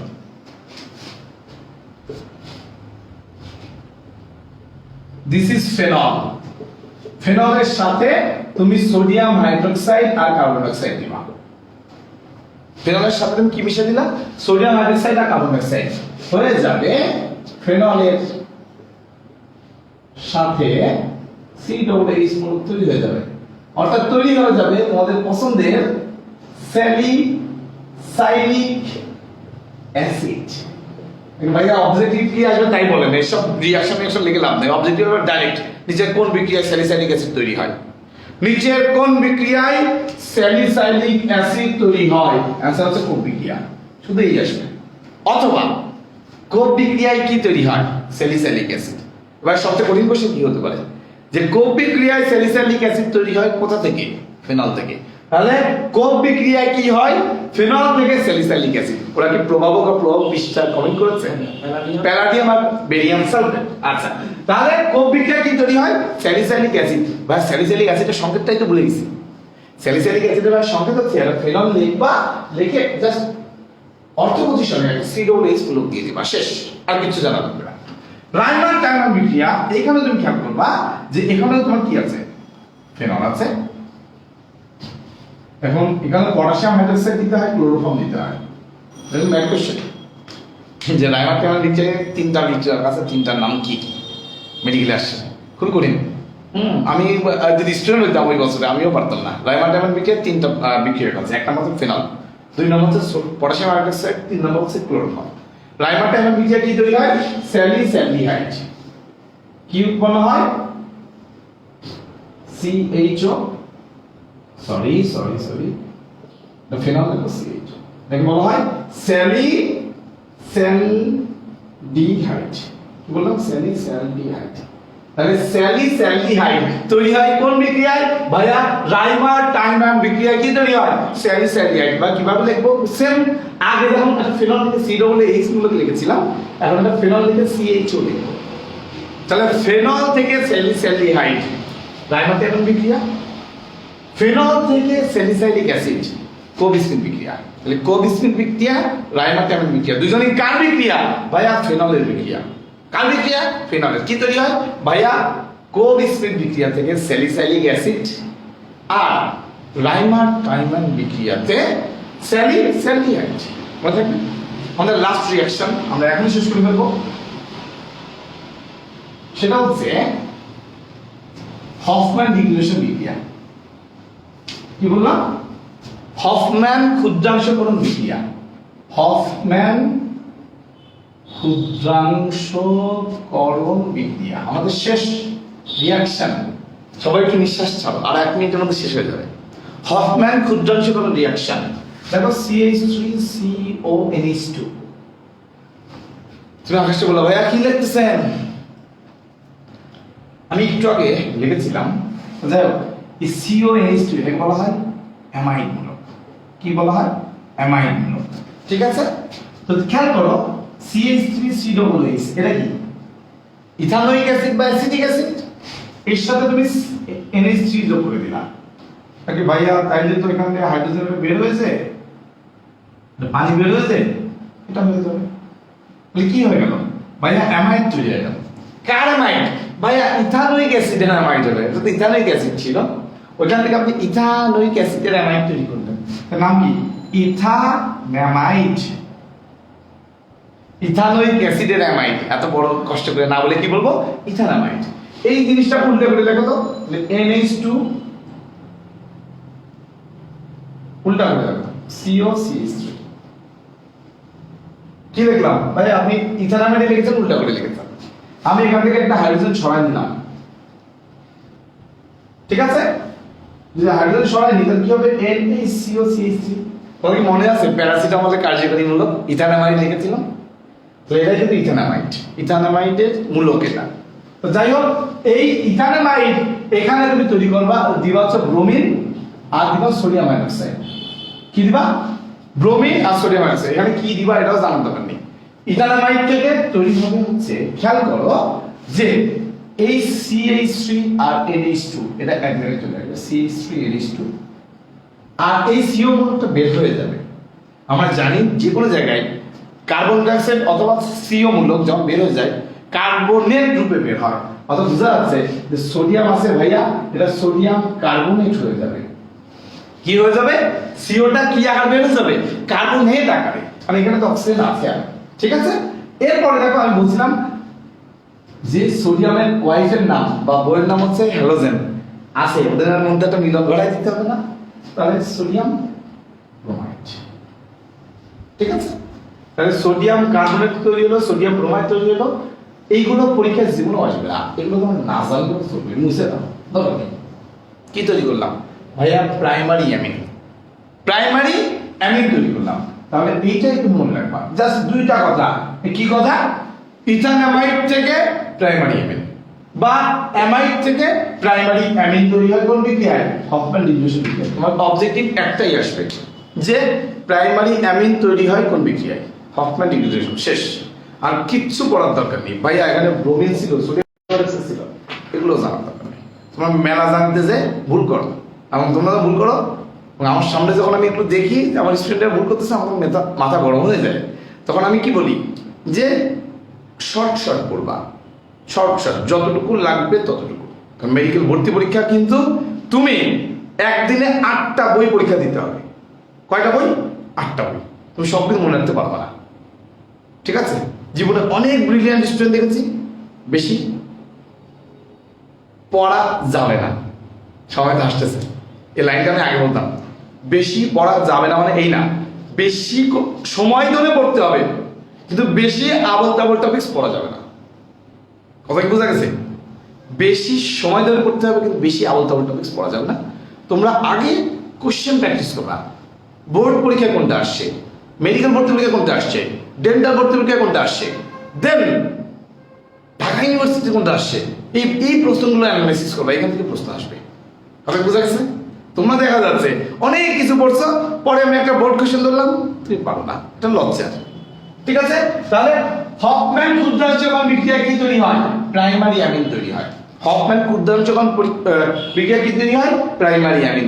বলো তো প্রাইমারি অ্যামিন শনাক্তকারী পরীক্ষার নাম কি? একটু কমেন্ট করে জানাও। প্রাইমারি অ্যামিন তৈরি হয় তো হফম্যান ক্ষুদ্রাঞ্চকরণ বিক্রিয়া, এটা তো আমিও জানি যে অ্যামাইড থেকে প্রাইমারি অ্যামিন তৈরি বিক্রিয়া নাম হচ্ছে হফম্যান ক্ষুদ্রাঞ্চকরণ বিক্রিয়া। তুমি বলো প্রাইমারি অ্যামিন শনাক্তকারী বিক্রিয়ার নাম কি? সবাই একটু কমেন্ট করে আমাকে জানাও যে প্রাইমারি অ্যামিন শনাক্তকারী পরীক্ষার নাম কি? সবাই কি কমেন্ট করছে? কার্বিল অ্যামিন ভাই। হ্যাঁ, সবাই লিখছে যে কার্বিল অ্যামিন। এই কার্বিল অ্যামিন রিঅ্যাকশন দিয়ে তিনটা জিনিস শনাক্ত করা যায়, প্রাইমারি অ্যামিন, ক্লোরোফর্ম আর অ্যানিলিন। কি বললাম? প্রাইমারি অ্যামিন, ক্লোরোফর্ম আর অ্যানিলিন শনাক্ত করা যায় হচ্ছে কার্বিল অ্যামিন রিঅ্যাকশন দিয়ে। অর্থাৎ প্রাইমারি অ্যামিন তৈরি হয় হফম্যান ক্ষুদ্রাঞ্চকরণ বিক্রিয়া দিয়ে, আর প্রাইমারি অ্যামিন শনাক্ত করা হয় কার্বিল অ্যামিন দিয়ে। কার্বিল অ্যামিন দিয়ে আর কি শনাক্ত করা যায়? ক্লোরোফর্ম। ভাইয়া ক্লোরোফর্মের সংকেত দেখেন CH-CL3, ভাইয়া আয়োডোফর্মের সংকেত দেখেন CH-I3, ভাইয়া হ্যালোফর্মের সংকেত দেখেন CH-X3। কথা বোঝা গেছে? তাহলে আমাদের মনে রাখতে হবে। ঠিক আছে, আজকে এই পর্যন্তই। সবাইকে অসংখ্য ধন্যবাদ কষ্ট করে ক্লাসটা শোনার জন্য। ঠিক আছে সবাই? অনেকেই বলতেছে লাইভ ক্লাস তারা মিস করবে, মানে লাইভ ক্লাসটা আরো চলবে কিনা, মানে সবারই আক্ষেপ যে লাইভ ক্লাস আর চলবে কিনা। ঠিক আছে, আমি আরো বিভিন্ন যে টপিকগুলো আছে, সাধারণ ক্লাস নিব, আমি ইংরেজি ক্লাস নিব, আমি আরো অনেক ক্লাস হবে। মহেন্দ্র ভাই আগামীকাল একটা ক্লাস নিতেও পারে, এখন আমাকে জানাইনি, যদি নেয় তোমাদের আমি জানাবো। তুমি ডাক্তার সিয়ামসে সবগুলোর আপডেট তোমরা পাবা, আপডেট নিয়ে ফেলবা। ঠিক আছে, সবাইকে অসংখ্য ধন্যবাদ। আল্লাহ হাফেজ।